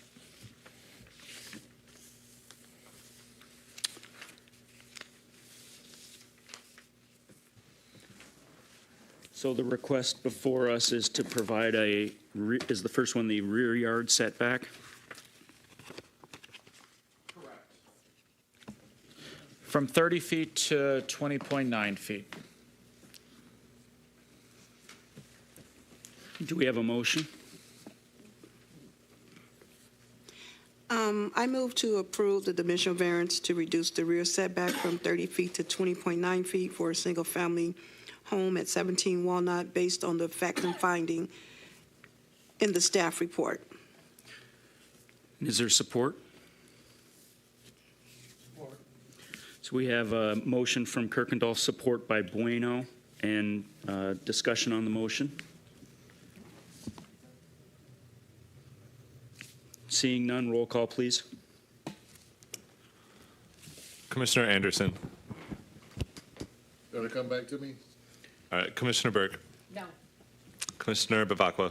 Yes. Commissioner Kirkendall. Yes. Commissioner Bueno. Yes. Commissioner McClellan. 17. Yes.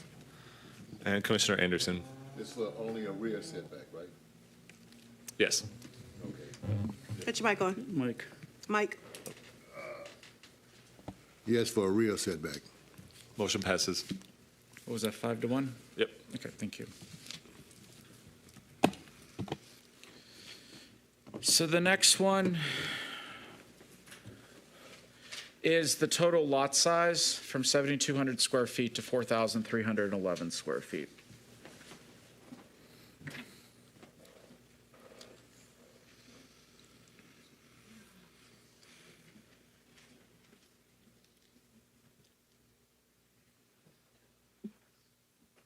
So as stated previously, this is regarding whether this is a buildable lot at all.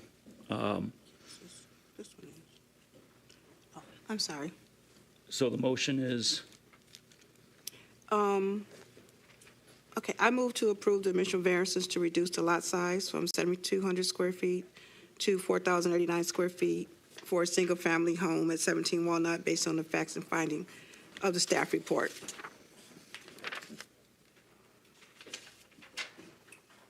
is there support for the motion? Support. So we have a motion from Kirkendall, support by McClellan. Discussion on the motion? What is this for, lot size or? This is the lot size reduction. Yeah, the overall lot size. Right. Roll call, please. Commissioner McClellan. Yes. Commissioner Bueno. Yes. Commissioner Anderson. Yes. Commissioner Kirkendall. Yes. Commissioner Burke. Yes. Commissioner Bavacqua. Yes. Motion passes.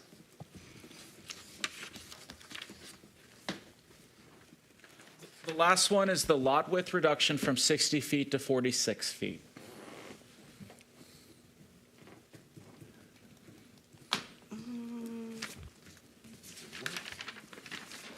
The lot. And just based on Commissioner Anderson's question just now, you required typically to have a 60-foot wide lot based on the homes within 500 feet in their law width, so the 60 feet is the minimum. This request is for 46 feet.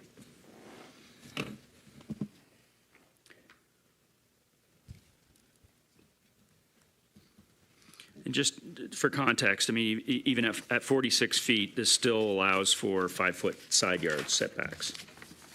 Their proposal would meet the requirements for side yard setbacks, correct? Is there a motion?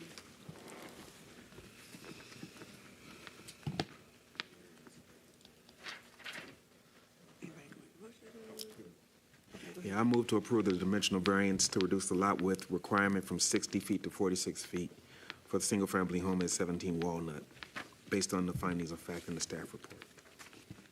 Is there support? I'll support. So we have a motion by McClellan, support by Bueno. Any discussion on the motion? Roll call, please. Commissioner Bueno, Yes. Commissioner Kirkendall, Yes. Commissioner Bavacqua, Yes. Commissioner Anderson, Yes. Commissioner McClellan, Excuse me, yes. Commissioner Burke. Yes. Motion passes. Just a second, I'll get the next application. Thank you. I hope not. Which one are we on now? This is the last one?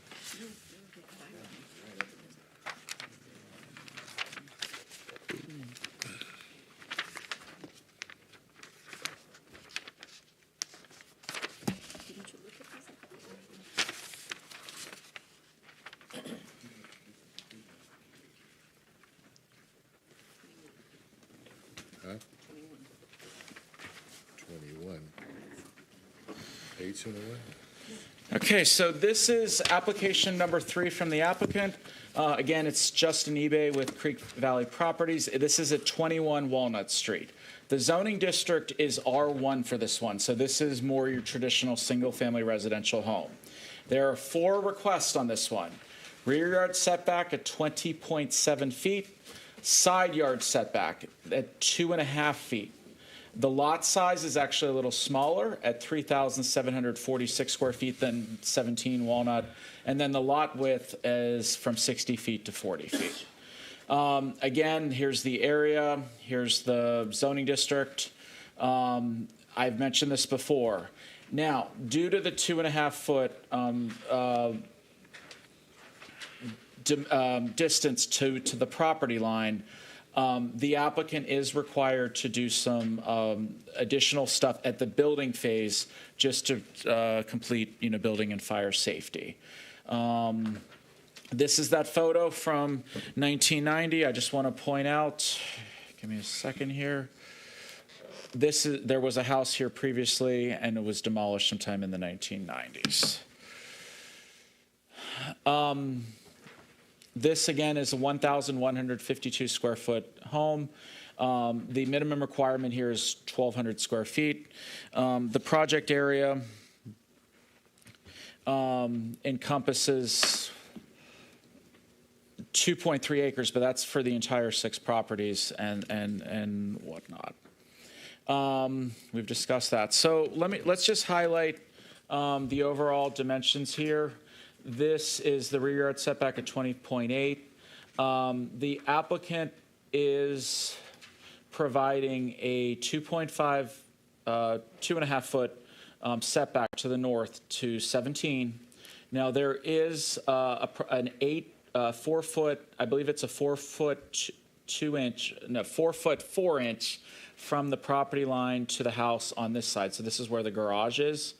And so this is what you have to review tonight. Are there any questions on this before I continue my presentation about what's being requested? It's my understanding, that's a good point. When you look at the proposal here, it is 8 foot 6 inches between the houses, and I believe that the 4 foot 2 inches is actually on the 25 property, and it's not labeled, but it's 4 feet 4 inches on the 21 property. Regardless, the setback request at 2.5 feet would satisfy the requirement, whether this side is 4 feet 2 inches or 4 feet 4 inches. But the key distance here is it is 8 feet and 6 inches between the houses of 21, which is the property we're reviewing, and 25, which is the one we will review next. Before you move on, you did a couple of times have brought up the 1990 pictures and stated that there was a house on this lot. But just to confirm, we have no idea what the size of that home was, what the footprint was, what the square footage was. I can't tell whether there was a garage there or not. I just, in context, it's simply there was a home there. And I want to be very clear, those orange lines are the property lines today. We don't know what the property lines were back in 1990 either. But if the survey lines were the same back then as they were today, as I suspect they were, the one thing I do want to point out is the houses, we don't know the actual distances, but you can tell they were pretty close to the property lines. It's unlikely that there would have been one home or one parcel and 2 homes on them. So that is a conclusion, but we don't really know the size of the home, whether they were 1-story or 2-story. It's a little hard to tell. Thank you. Can I ask a question? Microphone. Do we have any, how is he going to run the gas lines to that? Because I used to be in the gas, work Consumers Energy. I was just curious. Do we have utility to the right of way? Okay. I'd be happy to discuss that maybe at the end of the presentation. I think that's a good question, and both myself and Bruce can help answer that question. Okay. Okay. Please continue with your presentation. Okay. But these identify the variances that are here. Again, these are the homes provided by the applicant. There are 7 standards of approval. These are the same dimensional standards that you should review when taking a look at the applicant's variance requests, plural, to you guys. There's some thorough analysis in here, but it is just a little different that it is a narrower lot and it is R1. And I did want to, this is not relevant for this, so I'm going to continue on. So we do, again, do not provide recommendations, but there is dimensional variances for the rear setback from 30 feet. Is that supposed to be 20? Yeah, that's 20.7 feet. If you look at the motions up there, it's actually stated correctly. I think the heading is just incorrect, and that might have been like that last month. Yeah. Good Thank catch. you, Corey. 2.7 feet, huh? Yeah. So with that is my presentation. So typically, the applicant has to go through utilities privately on their own through Consumers Energy and DTE. In most cases, those lines exist within the public right-of-way. They will have to connect a service line from Walnut Street to the house. That is the case in 95 to 98% of the cases within the city of Pontiac, that the utilities are at the street level and you connect a service line to the front of the building. And they do not have a front yard setback, so there is a 25-foot setback that is being maintained within this proposal. Bruce, do you have anything to add to that or anything on this property as these lots are just a little closer together?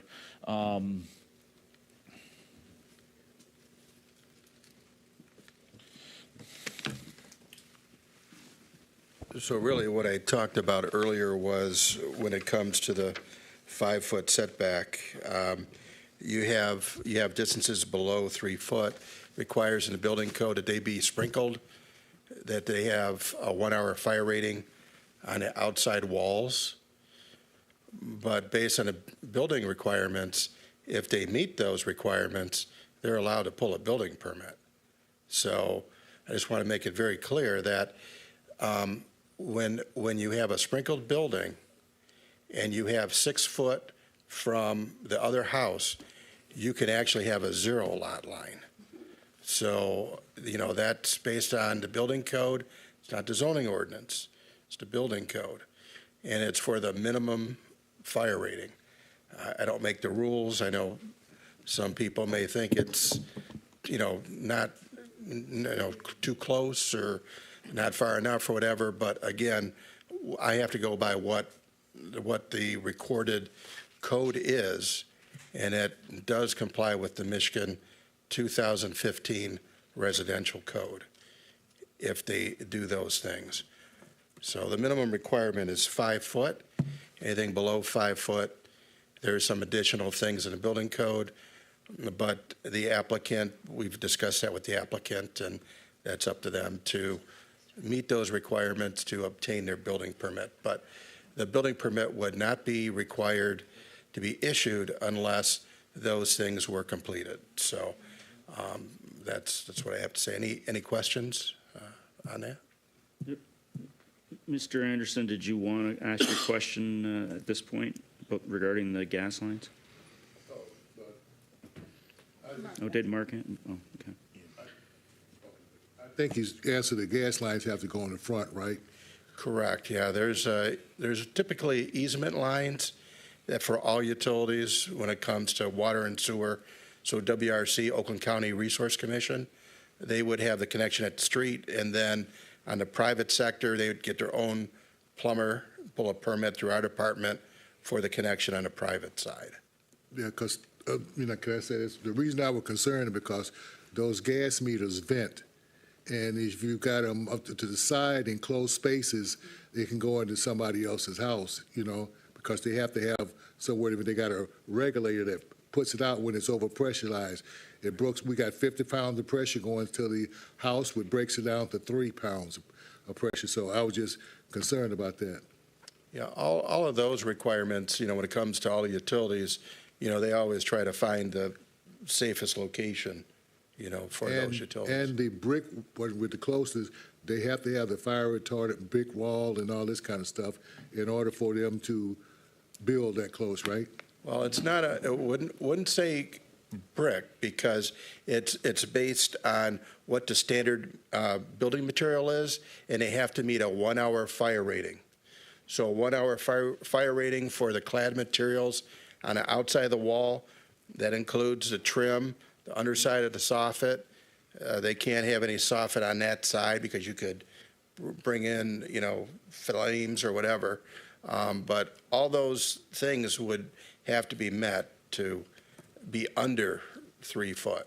And there's also, when it comes to the windows, door walls, those kind of things, if it's 3 foot and it's not sprinkled, there could be no door walls or windows on that side either. So there's a lot of requirements in the building code for this. So, and those things were all brought to the applicant, and, they're aware of those issues.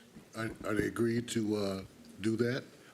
Well, I mean, that you'd have to talk to the applicant on that. I just gave him, the information. I would recommend that you talk to the applicant. And Mr. Cook just spoke about those about 5 to 10 minutes ago, as well, acknowledging that. So are there any other questions of the administration or Mr. Eck? No. So would the applicant like to speak?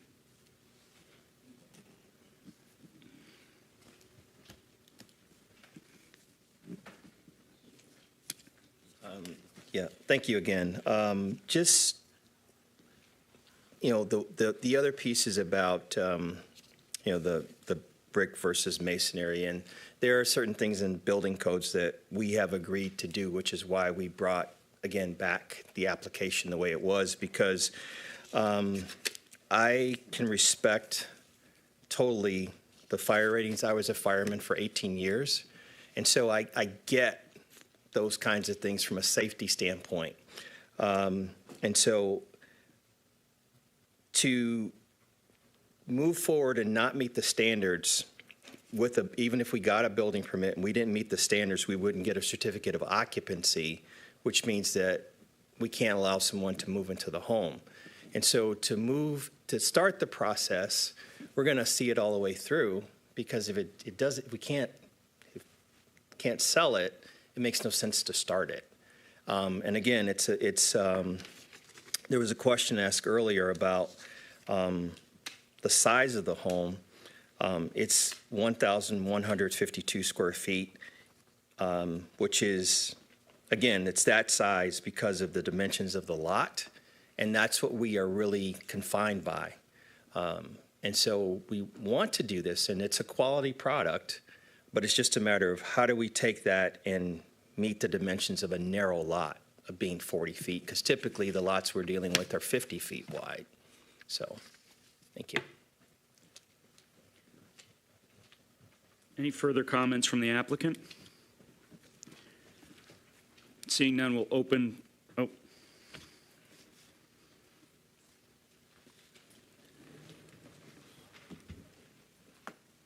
Yes, real quick, I just wanted to just kind of, one of the things I realized was as we were going through the process is we really try to work within the confines of the lot size. One of the things that we noticed really quickly when we were going through this process is that a lot of the parcels that we're working with were built for homes that are 3-bed, 1-bath, 1,800 square feet. Unfortunately, well, not unfortunately, but as you know, we don't live in a society right now that would warrant a 700 or 800 square foot house, 3-bed, 1-bath. Our intentions were to build these homes and make them attractive for families and individuals who might have friends or family members along with things of that nature. So I guess the point I'm trying to get across here is that we're really our intent is to have a product here that is suitable to attract young people and families into the city of Pontiac so we can ultimately increase the residency of the city, bring new families to the city, and ultimately allow the city to be able to put vacant property that has literally been vacant for decades back onto the tax rolls. Thank you.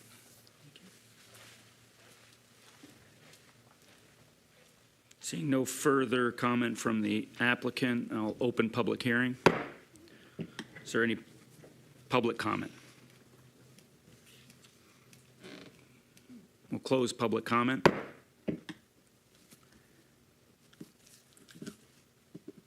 What's our first variance?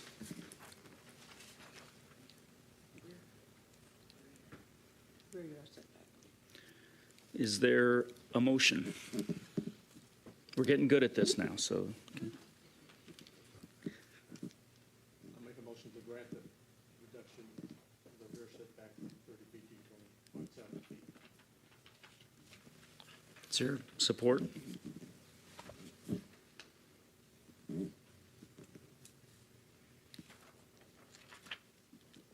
Support. Got a motion from Bueno, support from McClellan. Discussion on the motion.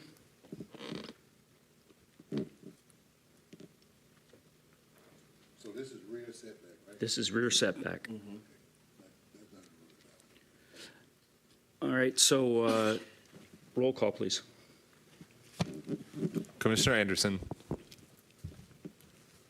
Rear setback, right? Correct. Yes. Commissioner Bueno. Yes. Commissioner Burke. No. Commissioner Bavacqua. Yes. Commissioner McClellan. Yes. Commissioner Kirkendall. Yes. Motion passes.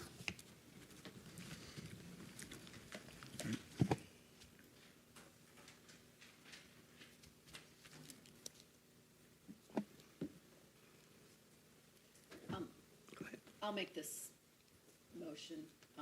And this motion, I believe, is stated for both. I move to deny the dimensional variance to reduce the side yard setbacks from 5 feet to 2.5 feet and 5 feet to 0.8 feet on the south for 21 Walnut based on the following finding of fact that the situation is self-created. So We on 25? Oh, excuse me. No, we're on this is 21. 21. This is 21. It's up there, Carlos, you can see that. So 5 to 2.5 and 5 to 0.8. We have a motion. Is there support? Support. So we have a motion from Burke, support from Kirkendall. Discussion on the motion. There's a motion to deny. Chair, can I ask for a brief second to talk to the attorney real quick? Sure. Okay, thank you. I was going to say, yeah.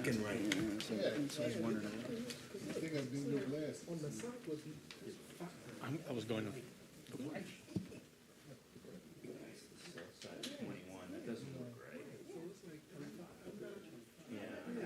I was thinking it was this one. That's why you said 25. That's what he said. Is this 25? Yeah, yeah. What, no, but what's the, see, this is what I've got. It's it's this one, isn't it? 13, No, it's that versus this, right? See, when it said south, I was looking at this thinking that was the .8, but it's this one. Right. That's the one, that's the one we're at. So, yeah, so they've got it, they got it written wrong on this, so we need to make sure that we address that before we move forward with the motion. It looks like they have it assigned to the wrong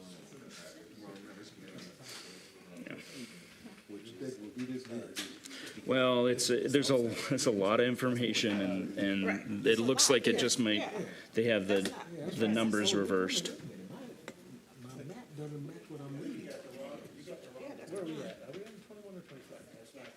Right.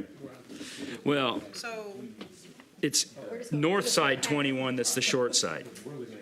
Yeah. Yeah. We just have to clarify this before we move forward, and if we have to, I guess we'll redo the motion with proper. You did say north-south.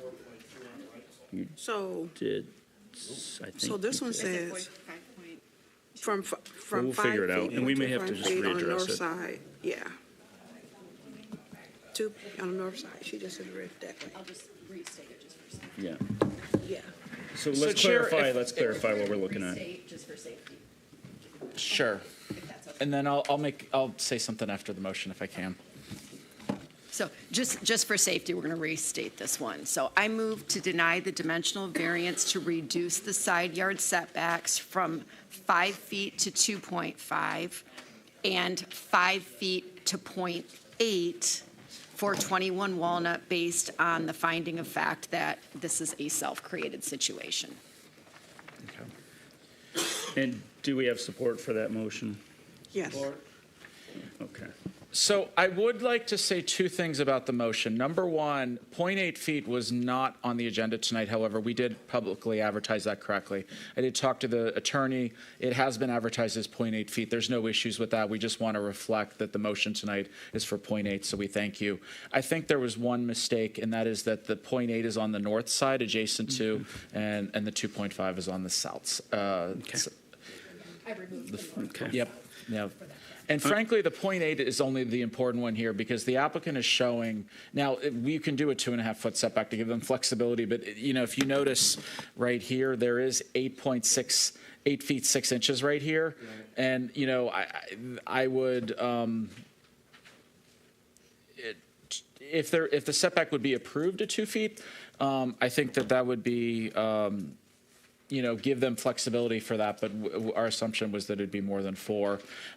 I just wanted to express specifically with the 0.8, while staff does not provide recommendations on this, staff does have concerns about 0.8 because it creates a long-term practical difficulty, and that is something that staff can share. Now, that doesn't mean we're not recommending for or against, but it is something that the ZBA can consider in review of this application. So, Morgan, is there anything else to opine on that?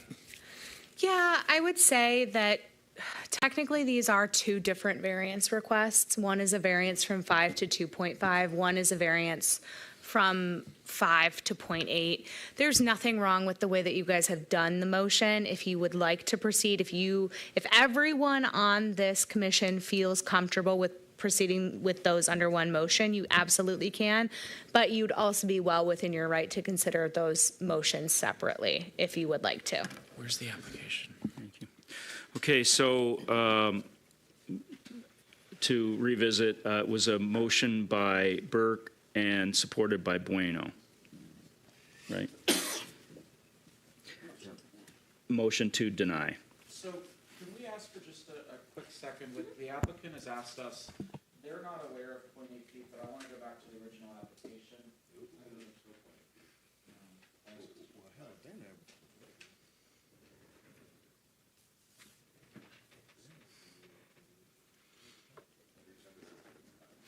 They're not going to be aware.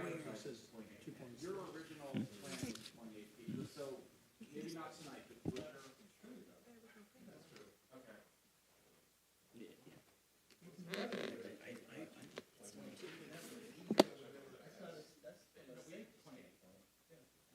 So if the applicant's requesting a lesser variance, can they consider? Can the ZBA consider that tonight? If we don't, they don't want to do 0.8 feet. It would be 2.5 feet. Is that correct?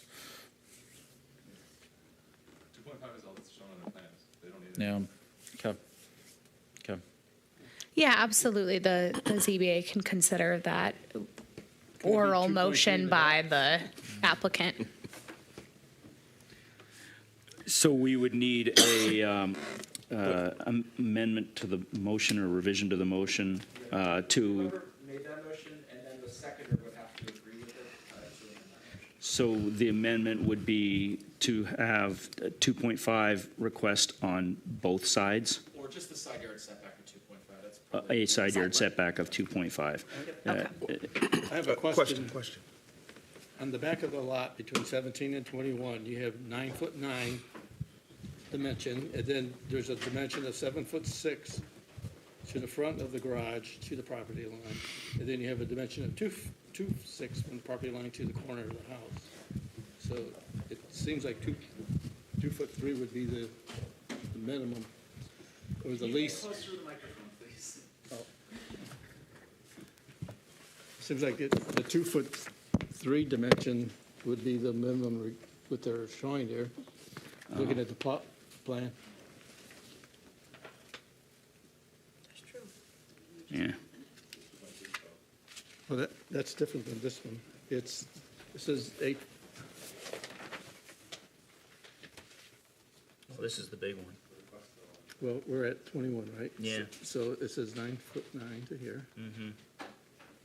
7'6" from the corner to here. That'll give you 2'3". And then this says 2'6". But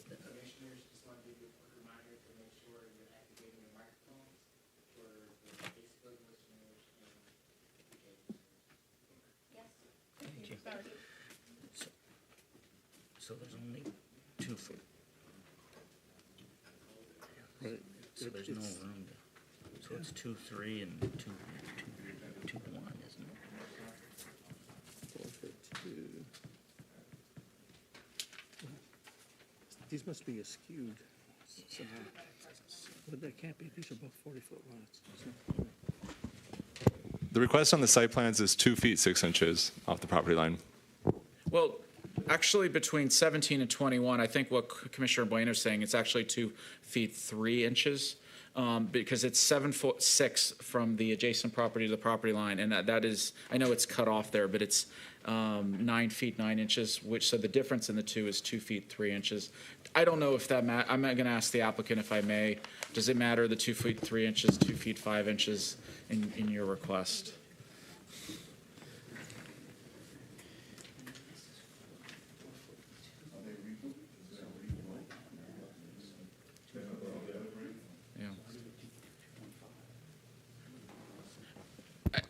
But Chair, I mean, if I may ask this as a staff member, is 2.5 feet okay? Is 2.3 feet preferred? Luckily, this was advertised as a 0.8 foot setback. And really, it's a request to you what you'd like them to consider for the motion. Because there's a discrepancy on the plans.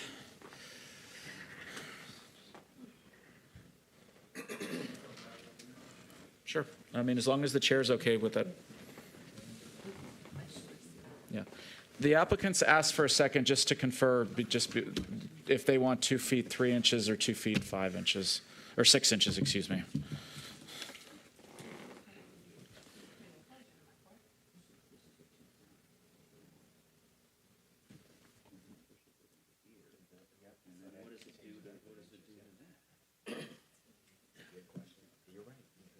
Everything, it changes everything.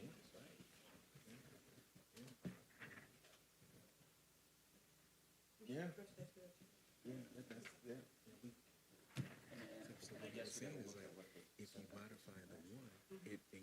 So while they're deliberating another question, on the south side, it looks like there's between 21 and 25, it's 4'2".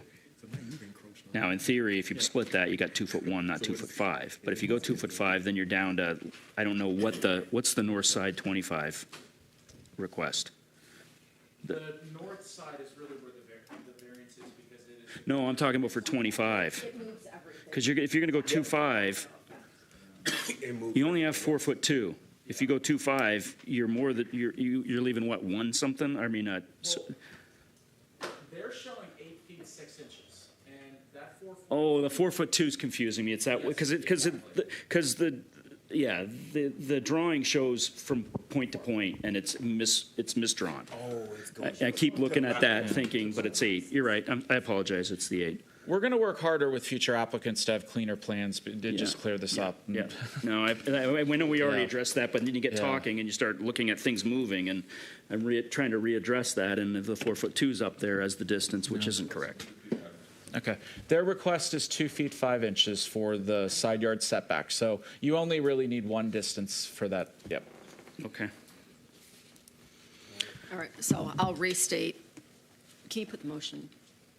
Sure. Just a back? second. I guess just so I've got it. So we're at 2.5 just for both? Yep. Okay. So I still move to deny the dimensional variance to reduce the side yard setback from 5 feet to 2.5 for 21 Walnut, as the problem is self-created. Is there support for the motion? I'll still support that. So we got motion from Burke, support by Bueno. Roll call, please. No discussion. I think we've discussed it, haven't we not?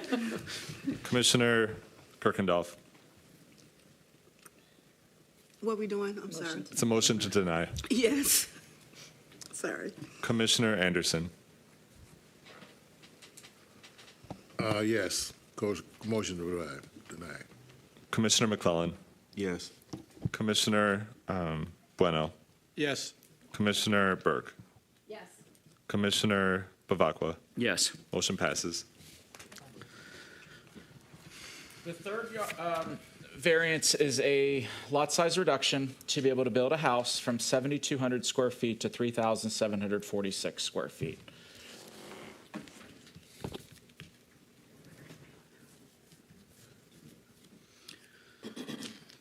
Do we have a motion?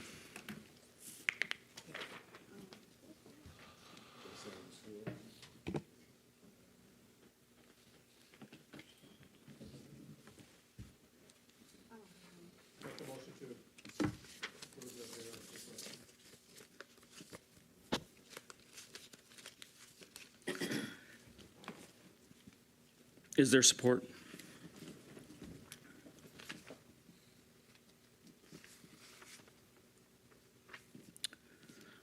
Seeing none, motion fails.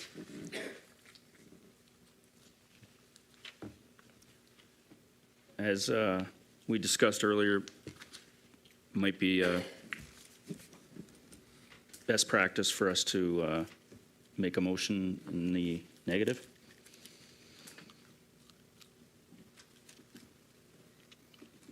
I support to make a motion in the negative for that variance. If I can find my papers. So I'm sorry, are you the support or the primary?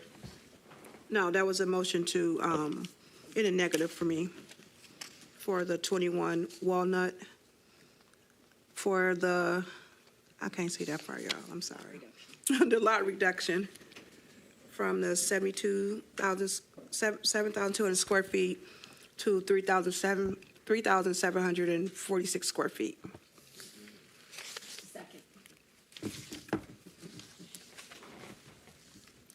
So we've got a motion from Kirkendall and support by Burke. Discussion on the motion?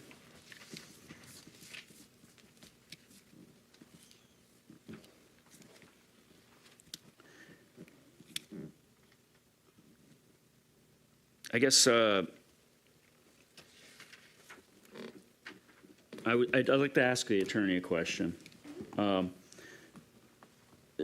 So I was just kind of reiterating something you had mentioned earlier. I want to make sure that I haven't done anything that I shouldn't be doing as a chair in terms of directing a motion. Is that an issue, and are we okay to move forward in that? We are good. I don't think that your commentary was inappropriate at all or appeared to be directing anyone. Okay, thank you. Seeing no discussion on the motion, roll call, please. Commissioner Bueno? This is a denial. Sorry, that was a yes? Wait, the motion is to deny, correct? The motion is to deny. And my motion is no, sorry. Okay. Commissioner Kirkendall? Yes. Commissioner Bavacqua? No. Commissioner McClellan? No. Commissioner Burke? Yes, for self-created. Commissioner Anderson? That's a motion to deny. Abstain. Is that allowed? No. Yes, that is allowed. So that puts us at a tie? Nope, motion fails. Motion failed. 3-2. Oh, okay, sorry. My math is bad. Is that right? So it was 3-2. The motion to deny failed 3-2. Do they need a motion to approve, Morgan? There was a motion to approve and there was no second. So where does that leave us with this? At an impasse. I don't think you could not vote. We have to, You are entitled to abstain from voting.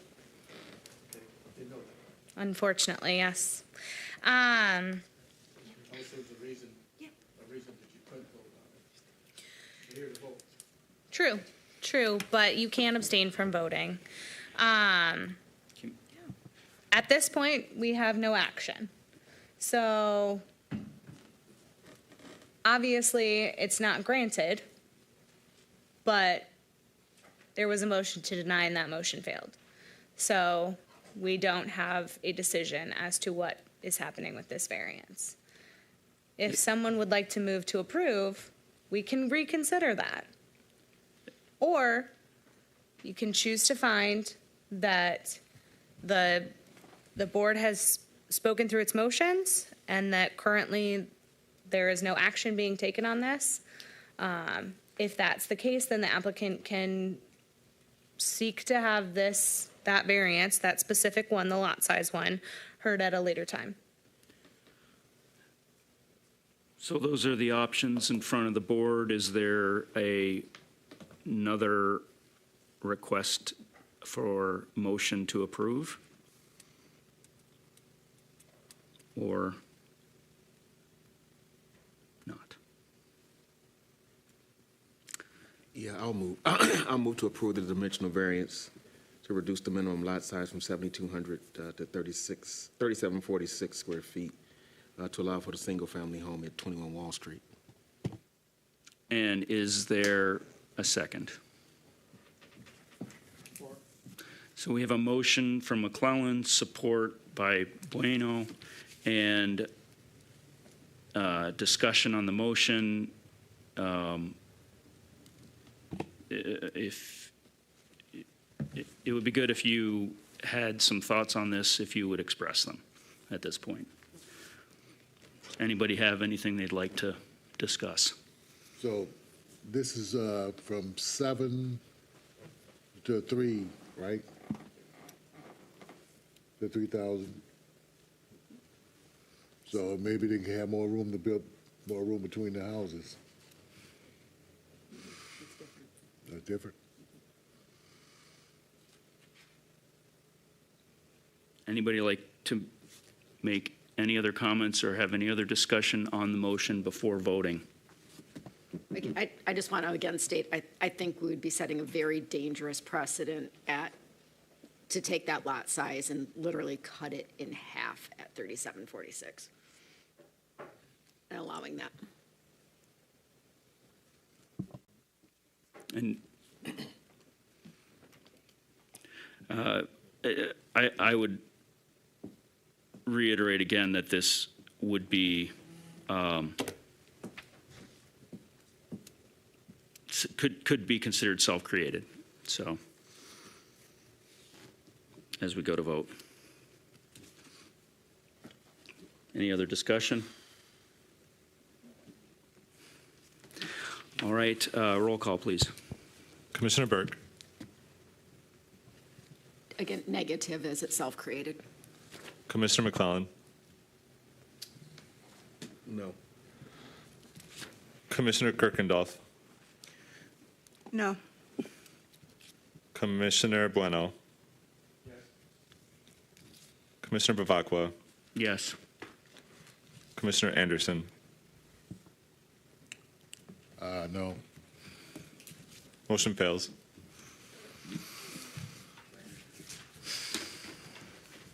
The next one, and I do want to share, I'll have something after this, but for 21, but this one is a lot reduction from 60 feet to 40 feet.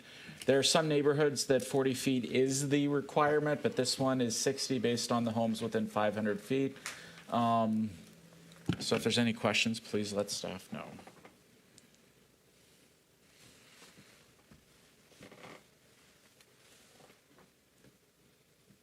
I do actually have a quick question.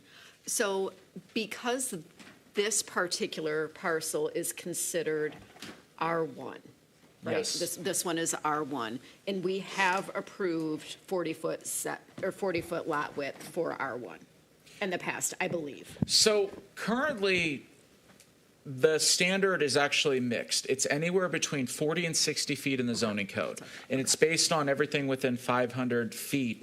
Right. I would not be surprised if the ZBA's seen some occasional cases of this, but the overall rule is to ensure that there is not, it complies with the character of the surrounding neighborhood. I believe there was a case that came through recently, and it was very similar. It was an R1 reduction to 40 foot. I thought so. Yep. Okay, thank you. Thank you. Is there a motion? Make a motion to deny variance request from 60 to 40. Is there any support? Support. Motion from Bueno, support by Kirkendall. Discussion on the motion, anyone? I'm only making the motion since the applicant had the opportunity to increase the lot size overall. That's the reason why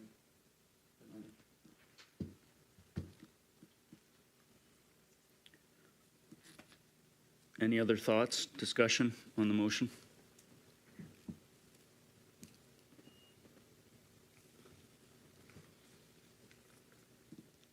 Roll call, please. Commissioner McClellan,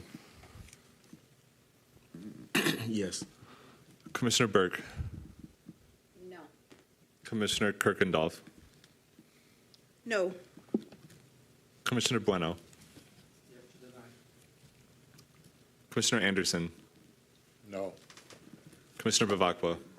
No. Motion fails. So the applicant actually paid for a fifth variance. We did publicly advertise this correctly. I don't know why it was not put in the agenda in November and it's carried over. But the applicant is requesting a home that is 1,152 square feet. The requirement for R1 is 1,200 square feet. We have this for the remaining homes tonight, but I would ask at a staff level if the ZBA could consider the application that the applicant has paid for to build a home at 1,152 square feet instead of the required 1,200. So that's, help me out with that. That's essentially like a built-in variance based on the application, and it's dimensions? Yep, it's a dimensional variance based, and the applicant had that in their application. I don't know why it's not on the agenda tonight, but the ZBA should consider that this evening because the So will applicant. we take it up as a separate variance request? Separate motion. It's the same Okay. variance as this. It's really for the same property, but we just need a motion. And now, taking a step back on this, did we not just deny a denial? Yes. So we need to have an approval before we move on from this. Oh, okay. That might have been oopsie on my part. Thank you. Thank you. I thought I might have missed something, but I wanted to make sure. So, just so folks know, it's getting hot and a little tiresome up here, and there's a lot going on. So we're doing our best. But so yes, is there any other motion regarding this specific request?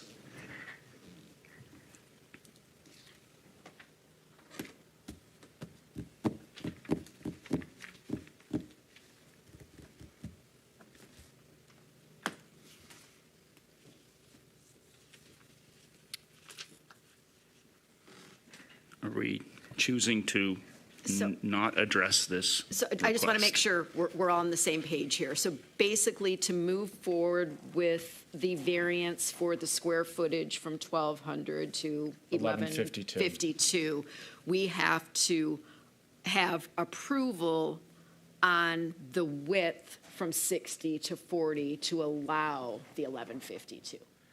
Morgan, Is can that you right? answer that question? Can I have the question repeated? I'm so Yes. sorry. I just sat back down.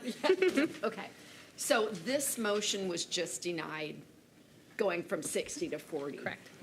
Do we have to, based on what just transpired, approve the 60 to 40 first and then allow for the 1,152 square footage from 1,200? That was the last. I mean, not necessarily. Right. But I mean, the fact of the matter is that this parcel is the lot size is the lot size. So the lot size is 3,746 square feet, and the lot width is 40 feet. You guys already denied the lot width. So the only way that something could be built on this lot, well, not even necessarily. Mark, correct me if I'm wrong. Because we didn't reduce the lot size, we denied that request. Do we procedurally have to go through these other ones is the question. And I think Corey's sharing with me what they just shared. The motion for this lot width has not actually Correct. passed, approve or deny. So that's still on the table as well. But with the lot area not passing, do we procedurally have to go through these other two?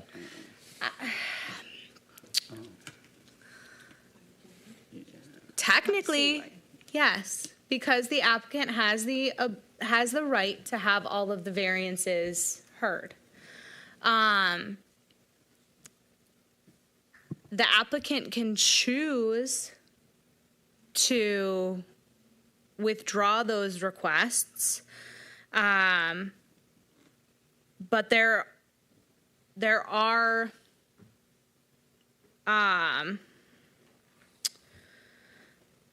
reasons that they might not want to do that. So unless the applicant withdraws the requests, then these variance requests have to be addressed, and the ZBA has to take action on them, either to approve, to deny, or to postpone. So we had a motion to deny, which did not pass.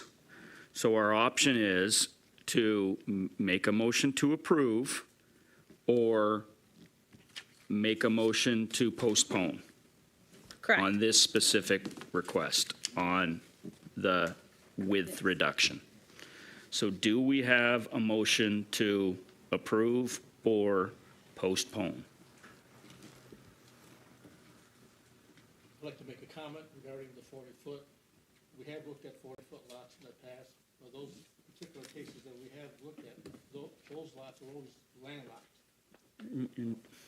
Start again, please. Those, we have looked at lots that were 40-foot wide, and some have been approved, but those are all individual lots that they're actually landlocked, couldn't do anything with it. And I don't know if I was clear enough, but there was a chance to make these lots wider, and so there wasn't so many variances requested, and that's why I voted to, excuse me, lose my vote, to Deny the request. Deny the request.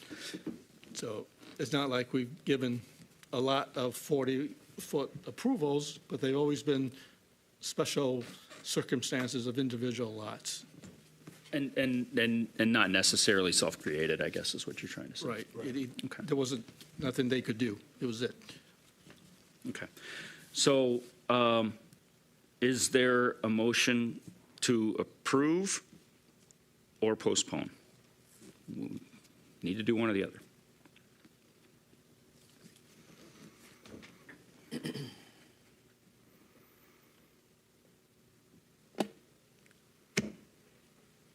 I make a motion to postpone. Is there support? Is there anything, with the postponement, is there information from the applicant, from staff, that you'd like to hear, instead of just postponing it, to just postpone it? And, and if I could ask the attorney, anyone doing a motion in a second to approve doesn't mean you necessarily have to vote yes on that approval. That just means it's up for consideration. Is that correct, Morgan? Exactly right. Yeah, so, procedurally, it may be helpful just to do that. So the motion to postpone, I did not see a second on it. That fails. Do we have a motion?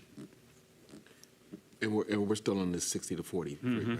So I move to approve the dimensional variance to reduce the lot width from 60 to 40 feet to allow for the single-family home at 21 Wall Street. Do we have support for that?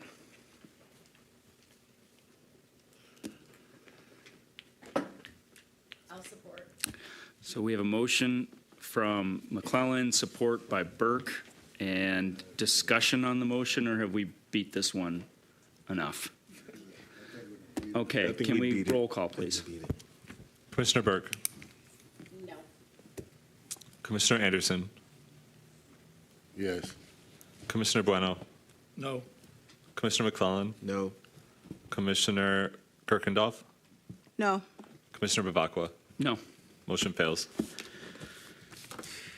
And just a reminder, the remaining variance is to reduce the building size from 1,200 square feet to 1,152, which is the same as you see in application 14 at 25 Walnut in your agenda as well. So is there a motion?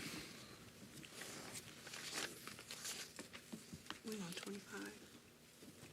I move to approve the variance to allow a 1,052 square foot home in the R1 district in place of the 1,200 square foot home requirement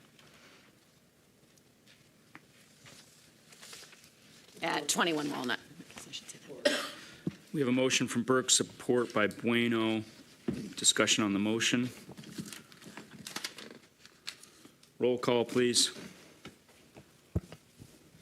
Commissioner Bueno. Yes. Commissioner McClellan. Yes. Commissioner Anderson. Yeah. Commissioner Burke. Yes. Commissioner Kirkendall. Yes. Commissioner Bavacqua. Yes. Motion passes. Okay, next item.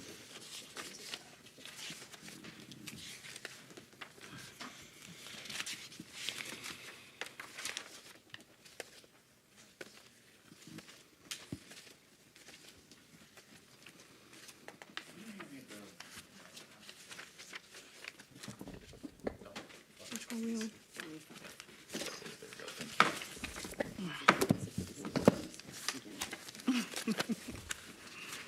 All right, so this is the fourth case tonight. This is Justin eBay again at 25 Walnut. The zoning district is R1. There are 5 variances. Number 1, the rear yard setback reduction from 30 feet to 20.7. The side yard setback reduction to 2.7. The minimum square footage of the house to 1152, minimum lot size, and the minimum lot width. So there are 5 variances for this property. Just showing the general area. Here's the zoning map. I think we've reviewed this. Here's the aerial since from 1990. I don't know that there's new information other than I do want to highlight the site plan, what the applicant has provided here with some of this information. So there's 8.6 feet from 25 to 21 right here. And we approximate 4.2 feet from lot to lot here. And then there's 2.7 or 2 feet 7 inches side yard setback here. And then here's the rear setback. Again, there's a 40-foot lot width, which is underneath the 60, the lot size in the building area. So I would say that this is the closest between the homes at 6 feet 8 inches. It does meet the minimum requirements through the building code that, you know, the applicant would be able to address that with features in the building such as sprinkling and the walls, firewalls, excuse me, but it does meet those requirements. With that, again, ZBA should consider the 7 standards of approval. I should recite these with my eyes closed at this point, just we've had a lot of those this evening. There's an extensive analysis within your staff report, and I do have the motions up here for consideration. So with that, again, this is a new application, new public hearing for the applicant to. That is 20.7 again, correct? Just want to make sure. 2.7. No, for the rear. It's 20. It's supposed to be 20. Oh, okay. Wait, no, that's 20.7, yeah. Okay, I see that. Thank you.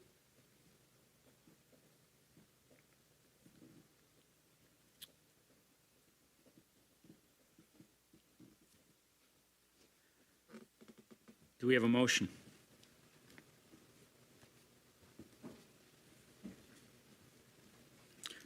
Oh, I'm sorry. The applicant would like to speak, I imagine, again. Morgan and I are here to keep you guys straight, keep you moving. We want food. And I'm sure you probably say the same about staff. Yeah. We want food next time.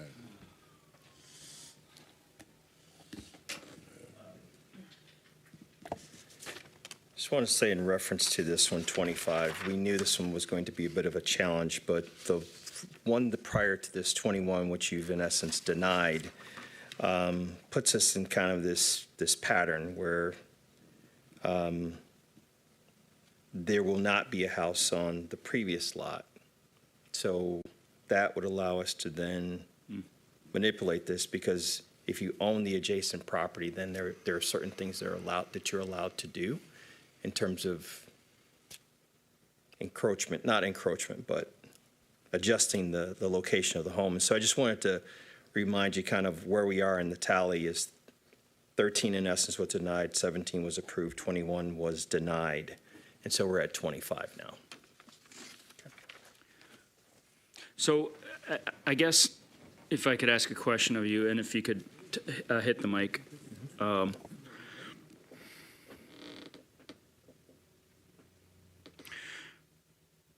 So do you want to continue forward with variance requests for 25, knowing that you don't have 21 and have a lot that you can now work with? Do you want to still try to build what you're requesting on 25?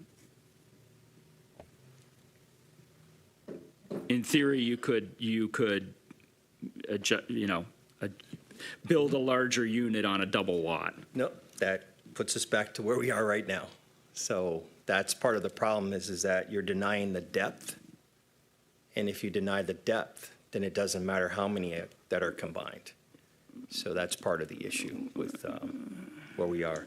But in terms of, the width, if there's no home on the other lot, and that lot, if we opt to purchase that, then that removes some of the concerns in terms of distance between homes.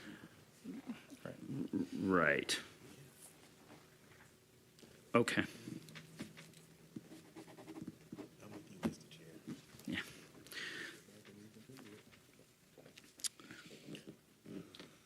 All right, at this point, I have to open up public comment. Any public comment? Seeing none, close public comment. First variance request before us from 30 to 70 feet, or 30 to 20.7 feet. Is there a motion?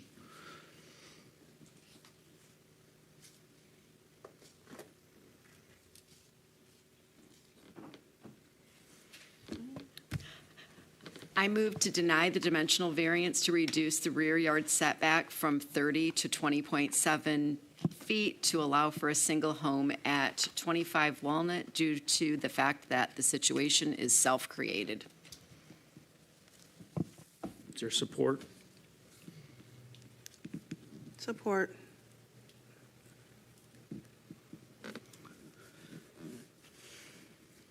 Any discussion on the motion?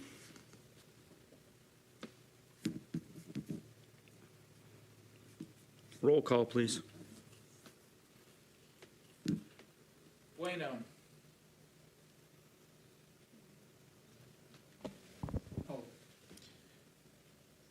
And again, this is to deny. McClellan. Yes. Bavacqua. No. Kirkendall. Yes. Burke. Yes. Anderson. Yes. Okay. Motion is denied 4-2.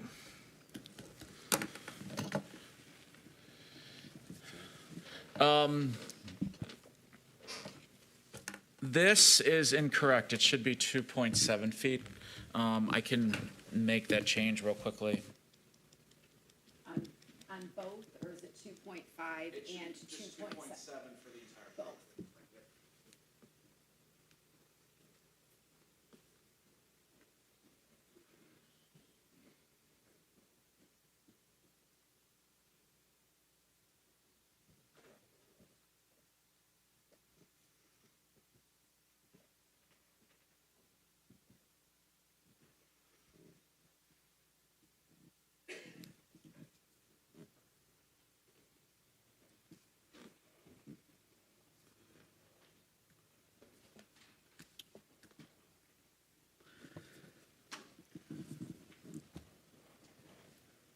All right, next motion.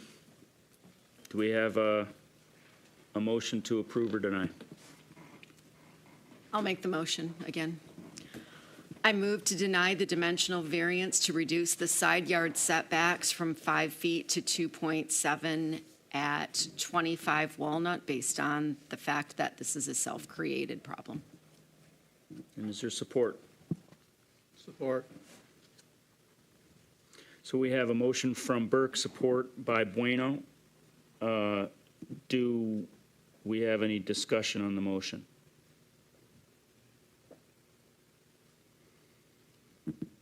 Seeing none.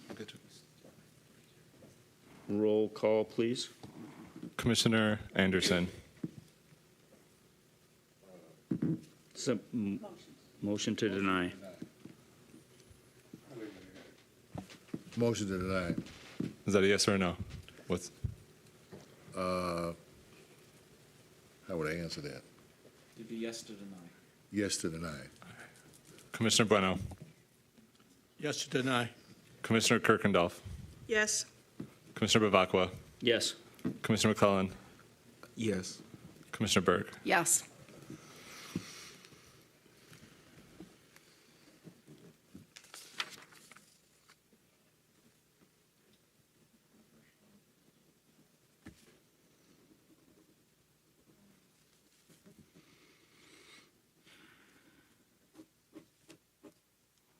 The third one has to do with the building size at 1152 square feet. I'll make the motion. I move to approve the dimensional variance to reduce the requested minimum square footage from 1,200 to 1,152 square feet to allow for a single-family home at 25 Walnut Street. Support. So we had a motion from Burke, support by Bueno. Discussion on the motion? Roll call, please. Commissioner Anderson, Yes to approve. Commissioner Kirkendall, Yes. Commissioner Burke, Yes. Commissioner McClellan, Yes. Yes. I'm sorry. Commissioner Bueno, Yes. Commissioner Bavacqua. Yes. Motion passes. The fourth of five, this is to build a home with 3,744 square feet instead of the required 7,200.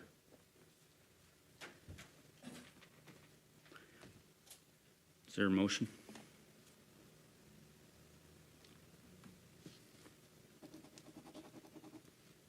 You need me to do it? Go ahead.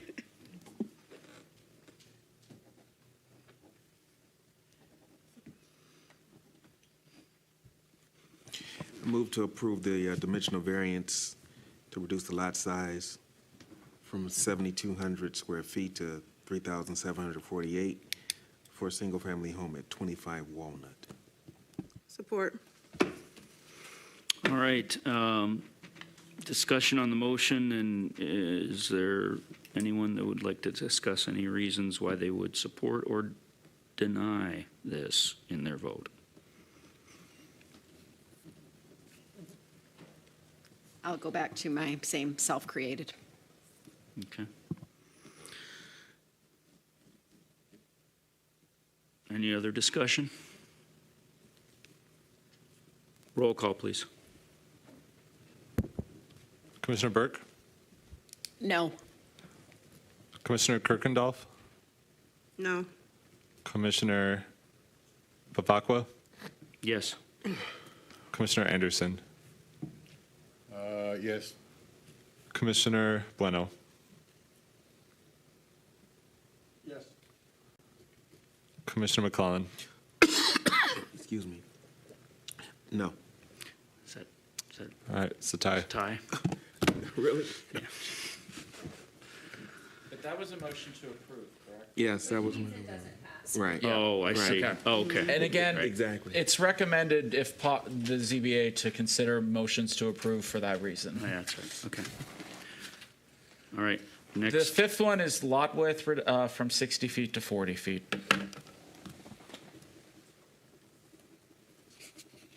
Do we have a motion?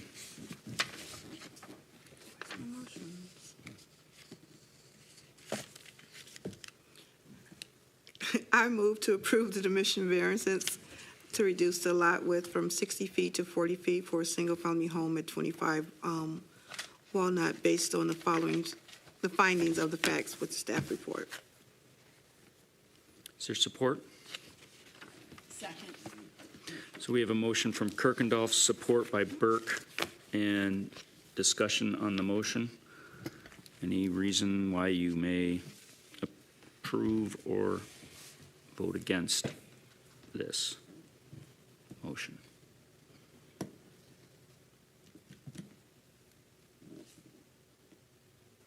Seeing none, roll call, please. Commissioner Bueno, I motion to deny the request. yep. No, this is a motion to approve. It was to, Sorry. yeah, Oh, yeah. then, So no to deny. yeah, no to Okay. deny. Right. Commissioner Kirkendall, No. Commissioner Burke, No. Commissioner McClellan, No. Commissioner Bavacqua, No. Commissioner Anderson. No. Motion fails. Sorry.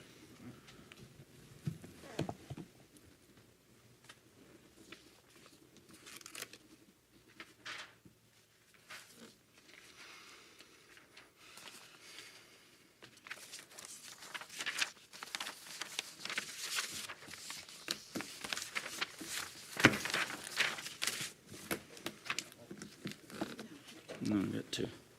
There are 2 more cases tonight. Does anyone have questions for the building manager that they want him to stick around at this point?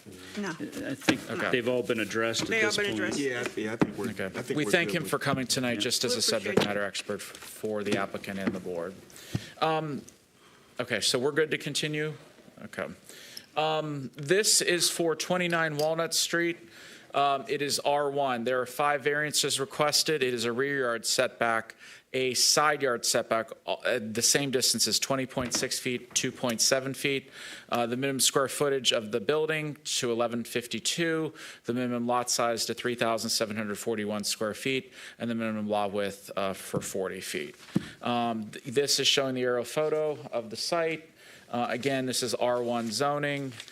We've gone through many of these before. I did want to provide the plot plan just showing the overall dimensions provided by the applicant. You have the 2 feet 6 inches down here adjacent to the garage.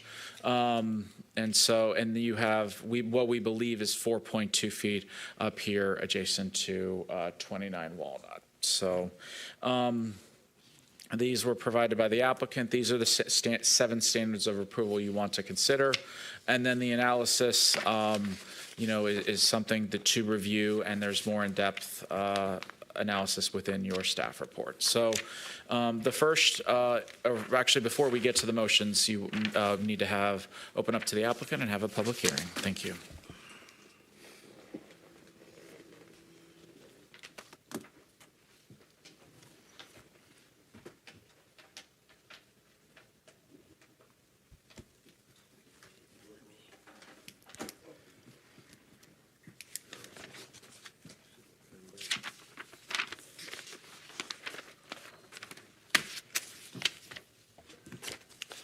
I just wanted to say real quick, she's not here, but. If you'd like to wait for a minute, we can.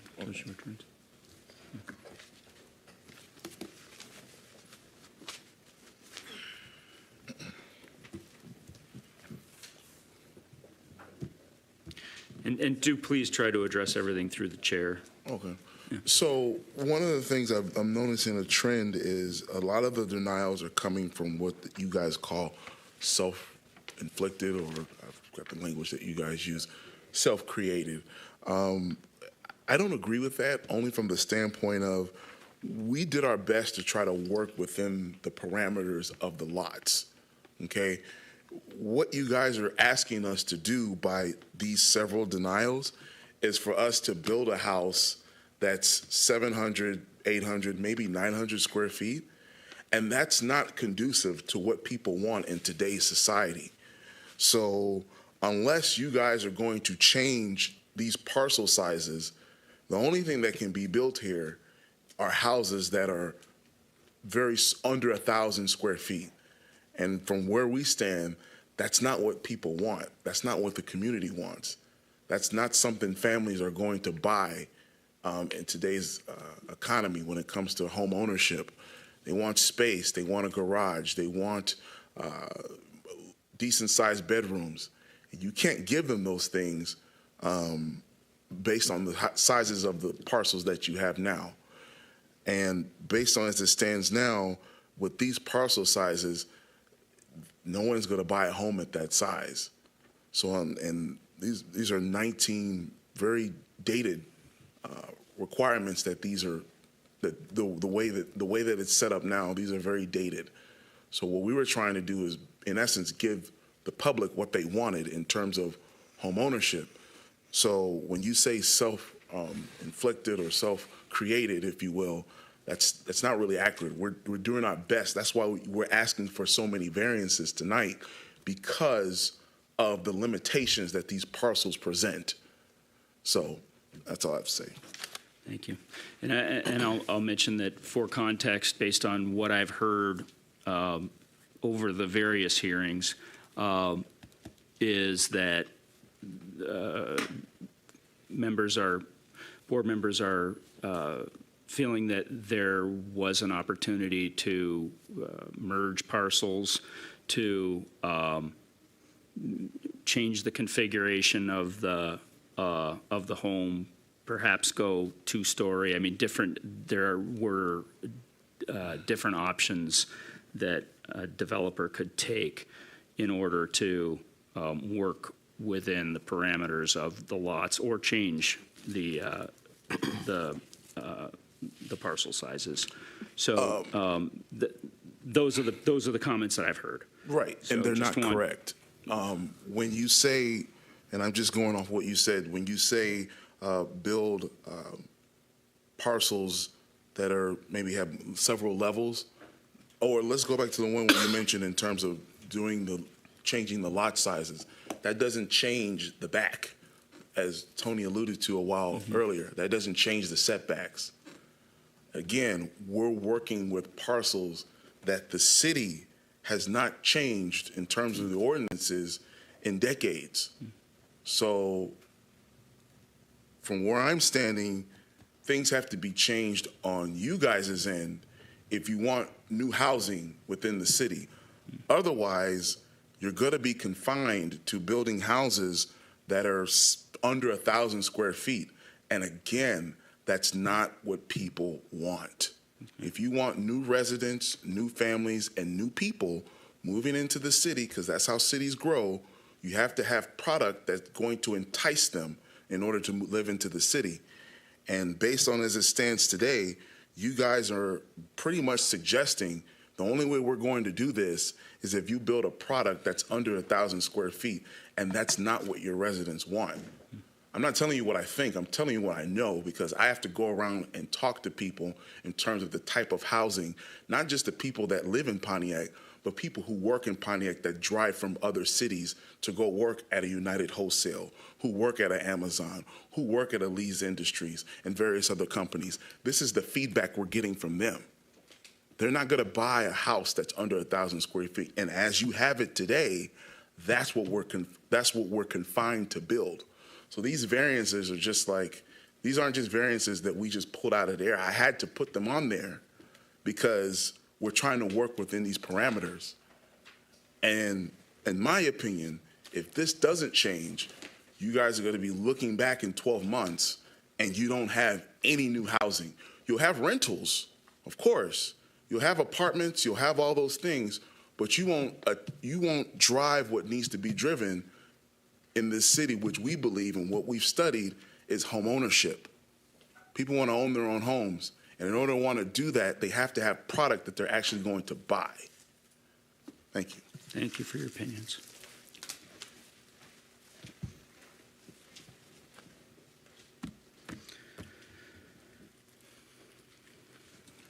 So this is 29. We need to open public comment if the applicant has completed their comments. Okay. Public comments open, seeing none, closing public comment. First variance before us is, again, the rear reduction. Is there a motion? Grant that we approve the rear setback from 30 feet to 20.6. Excuse me.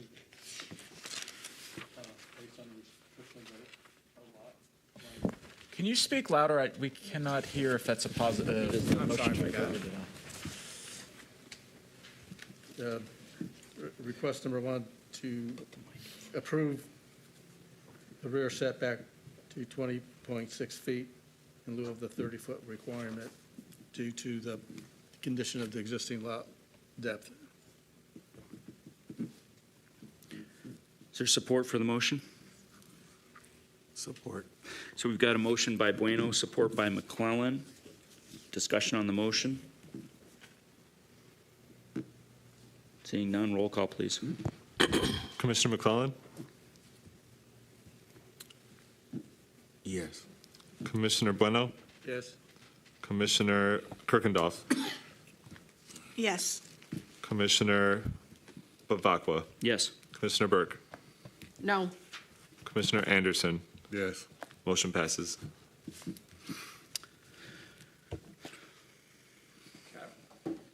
The next one is for the lot width. I'm just confirming, you really don't need to be concerned about the 4.4.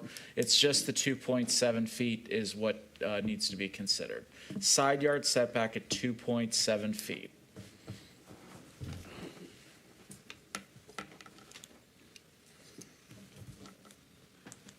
Is there a motion to approve or deny?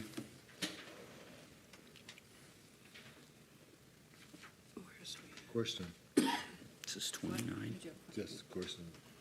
Is that from the 5 feet to 2.7, is that from the property line? So how many feet total would that be? If I can go back to the slide. Yeah, So please. it's 2 feet 7 inches from the, just a second here. So this is on the south side. It's 2 feet 7 inches right here, but it is 7 feet 4 inches from 33 Walnut in this proposal. Oh, okay.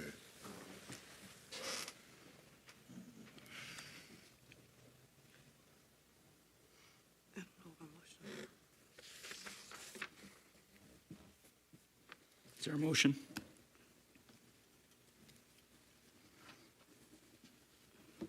Oh, sorry.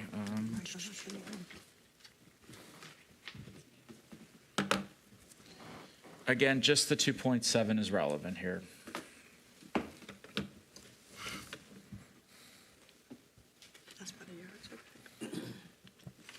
I move to approve the dimensional excuse me, variance to reduce the side yard reduction from 5 feet to 2.7 feet to allow for a single-family home at 29 Wall Street. Is there support? Support. We got a motion from McClellan, support by Kirkendall, and discussion. Roll call, please. Commissioner Kirkendall, Yes.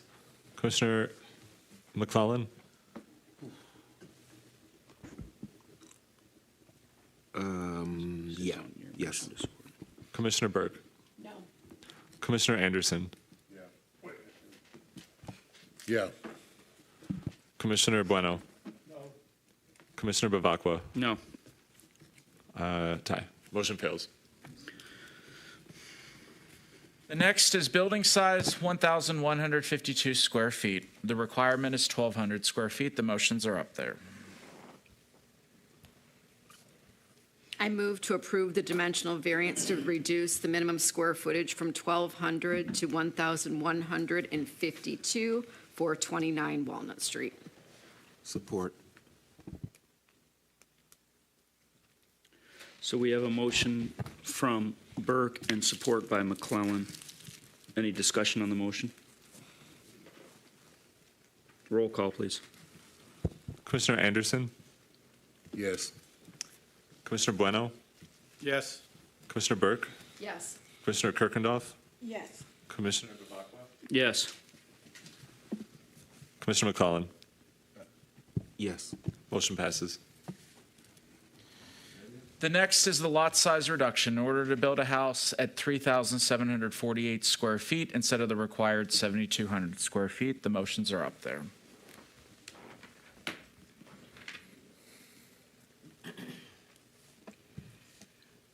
I move to approve the dimensional variance to reduce the lot size from 7,200 square feet to 3,748 square feet to permit a single-family home at 29 Walnut based on the findings of the fact of staff report.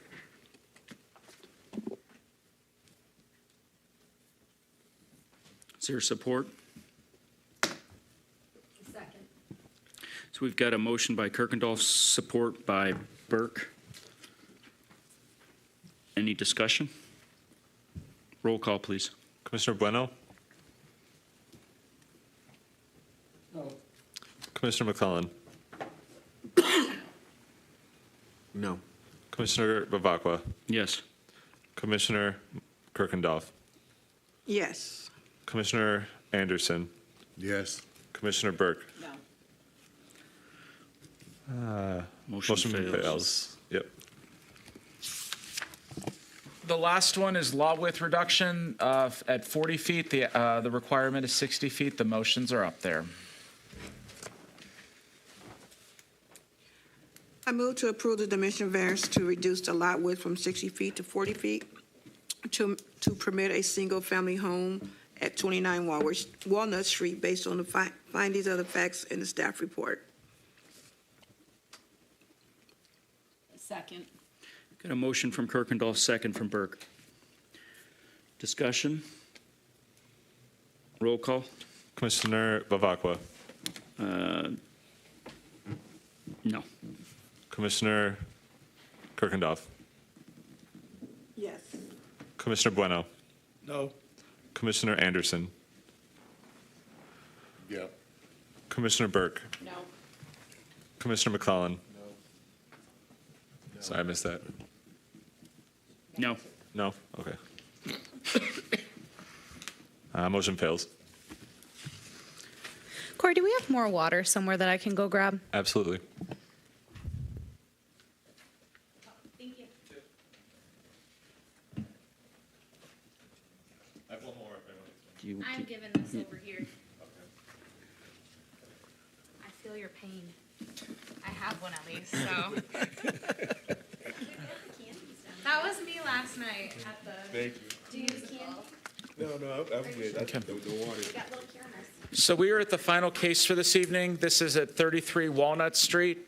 This is the farthest away from Orchard Lake. There are 5 variances requested this evening: a rear yard setback at 20.5 feet, a side yard setback at 2.5 feet, the minimum square footage at 1152, as the other ones have requested, the minimum lot size to build at 3,965 square feet, and minimum lot width at 42 square feet. So this is the general map. I do want to point out there are 2 homes that are to the south of this.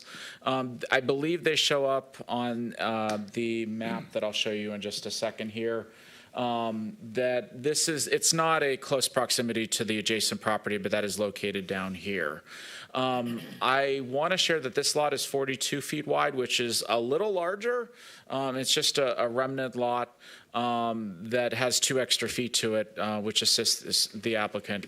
There is a 5-foot setback requested from the northern property line, and then I believe they're requesting 3 feet 9 inches down here, although our public hearing may have been for a larger variance to 2 feet 5 inches. So I just want to confirm with the applicant.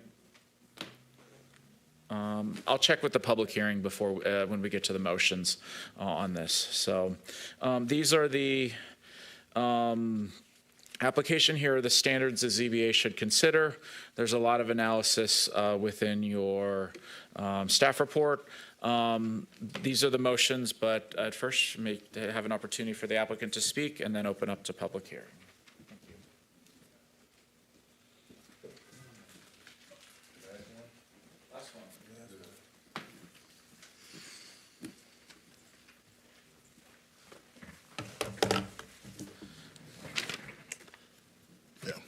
So this is obviously it's the last parcel that we're going over for the evening.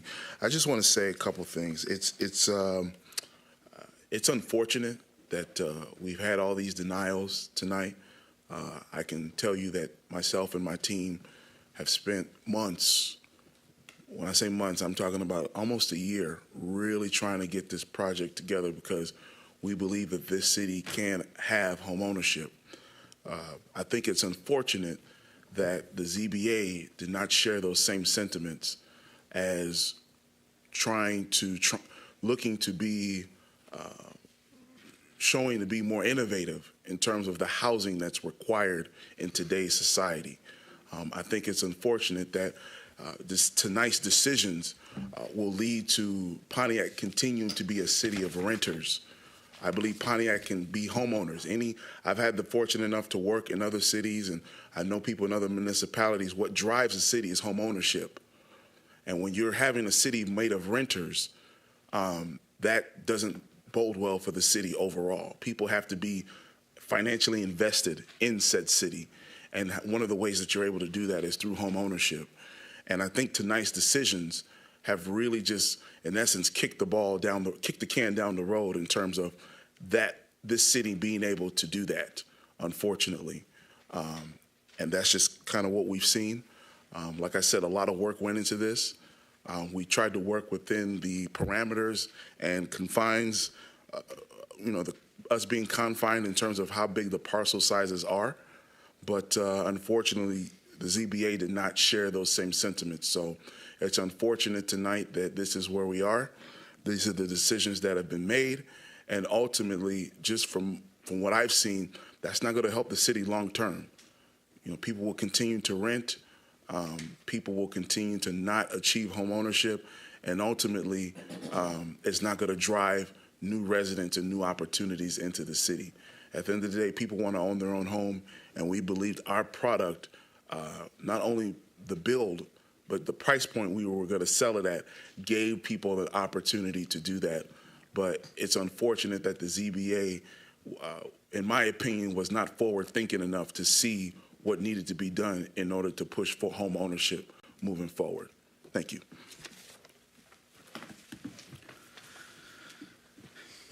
Does that conclude applicant comments? We'll open it up for public comment. Seeing none, we'll close public comment.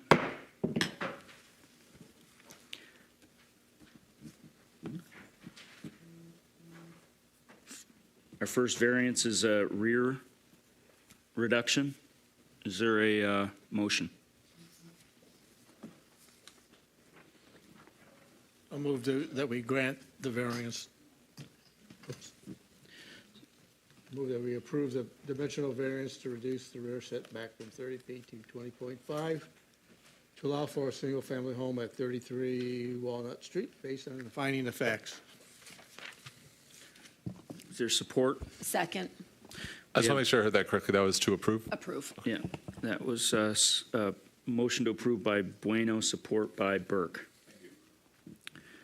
And discussion on the motion? Roll call, please. Commissioner Kirkendall. Yes. Commissioner McClellan. Yes. Commissioner Burke. No. Commissioner Anderson. Yes. Commissioner Bueno. Yes. Commissioner Bavacqua. Yes. Motion passes.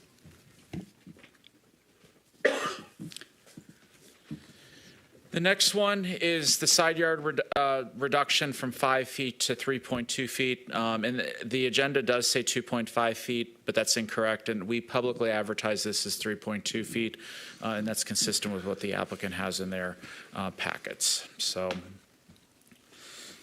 and if you want, I can bring up the plot plan if the ZBA would like to consider that. Is there a motion?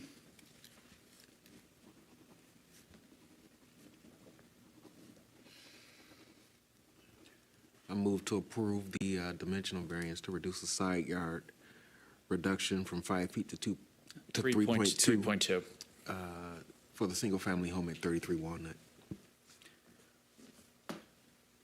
Support. Got a motion from McClellan, support by Kirkendall. Any discussion? Roll call. Commissioner Burke. No. Commissioner Bavacqua. No. Commissioner Bueno. No. Commissioner Anderson. No. Commissioner McClellan. No. Commissioner Kirkendall. No. Motion fails. The next one is the square footage of the house being 1,152 square feet. Yeah. I move to approve the dimensional variance to reduce the required square foot minimum from 1,200 square feet to 1,152 square feet at 33 Walnut. Support. So we have a motion from Burke, support by McClellan. Any discussion on the motion? Roll call, please. Commissioner Bueno. Yes. Commissioner Burke. Yes. Commissioner McClellan. Yes. Commissioner Anderson. Yes. Commissioner Kirkendall. Yes. Commissioner Bavacqua. Yes. Motion passes. The next one is to build a lot on or build a house on a lot that is 3,965 square feet, less than the required 7,200 square feet. The motions are up there.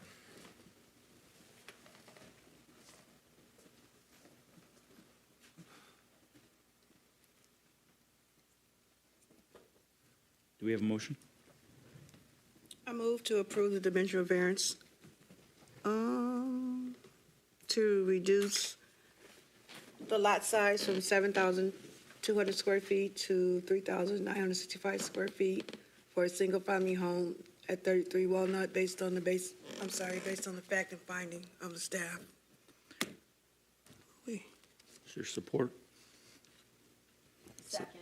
So we've got a motion by Kirkendall, support by Burke. Discussion? Roll call, please. Commissioner McClellan? Yes. Yes. This is a motion to approve. No. Commissioner Kirkendall? Yes. Commissioner Bueno? Yes. Commissioner Anderson? Yes. Commissioner Burke? No. Commissioner Bavacqua? Yes. Motion passes. So the next is a lot width reduction to, from the required 60 feet to 40 feet. The motions are up, to 42 feet, excuse me. The motions are up there. Excuse me, is this the last one? It's the last case, I think there's.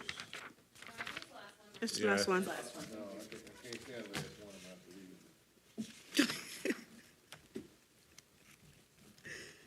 it. Hey, crazy.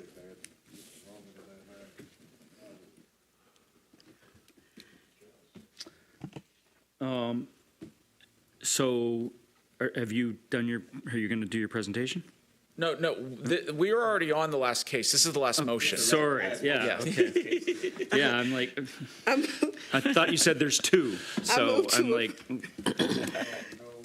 I move to approve the dimensional variance to reduce the lot width from 60 feet to 42 feet for a single-family home at 33 Walnut Street based on the facts and finding of the staff. Support. so we've got a motion from Kirkendall, support by McClellan. Any discussion? Roll call. Commissioner Burke? Yes. Commissioner McClellan? 60 to 42. No. Commissioner Bavacqua? Yes. Commissioner Kirkendall? Yes. Commissioner Bueno? No. Commissioner Anderson? Yes. Motion passes. No, that's it. Wait a minute. Do we have 5 there? Yep, okay. I can't believe how hot it is up here. I should have taken this off, but I got a t-shirt on.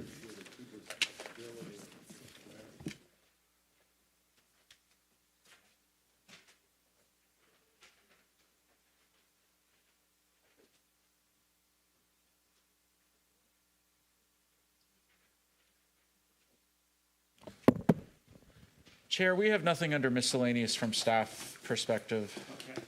Under staff communications, if I may, the next meeting is going to be on Monday, January 27th. Keep in mind that the previous Monday is the normal third Monday, but because of MLK Day, it's moved back a week. We are anticipating a meeting, although I don't imagine we're going to have a lot of items, but we will let you know as the submittal deadline's not for a couple weeks. I did want to provide a very brief master plan update.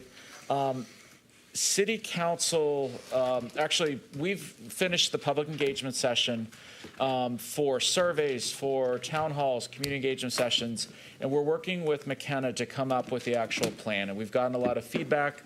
We've got a lot of confirmation on the direction from the residents, from the business owners, and the general people of the community. What I would say is right now, we're trying to get that final draft if we can, to the Planning Commission meeting in January. That's not confirmed. We're trying to get the draft plan to Planning Commission in January, and then City Council actually has to make a motion to call it the draft plan. Think about it like the president of the IOC saying the Olympics are beginning. So once City Council makes that motion, we are on a minimum of a 63-day clock. I recommend all members of the ZBA take a look at that draft document. You're going to see some things in there that are very specific. You're going to see some things that are looking at the overall vision, and some of them it's going to be general. But it's really providing a direction framework on 7 goals and different objectives and action items to achieve that. But if this goes forward in January, we'd anticipate the public hearing at Planning Commission in April, and then City Council adoption after that. So I would just be prepared for that. And it's, as ZBA members, you guys have a good pulse on certain aspects as you guys, get to see the zoning code and certain things here. When it comes to stuff like housing, that is a great opportunity.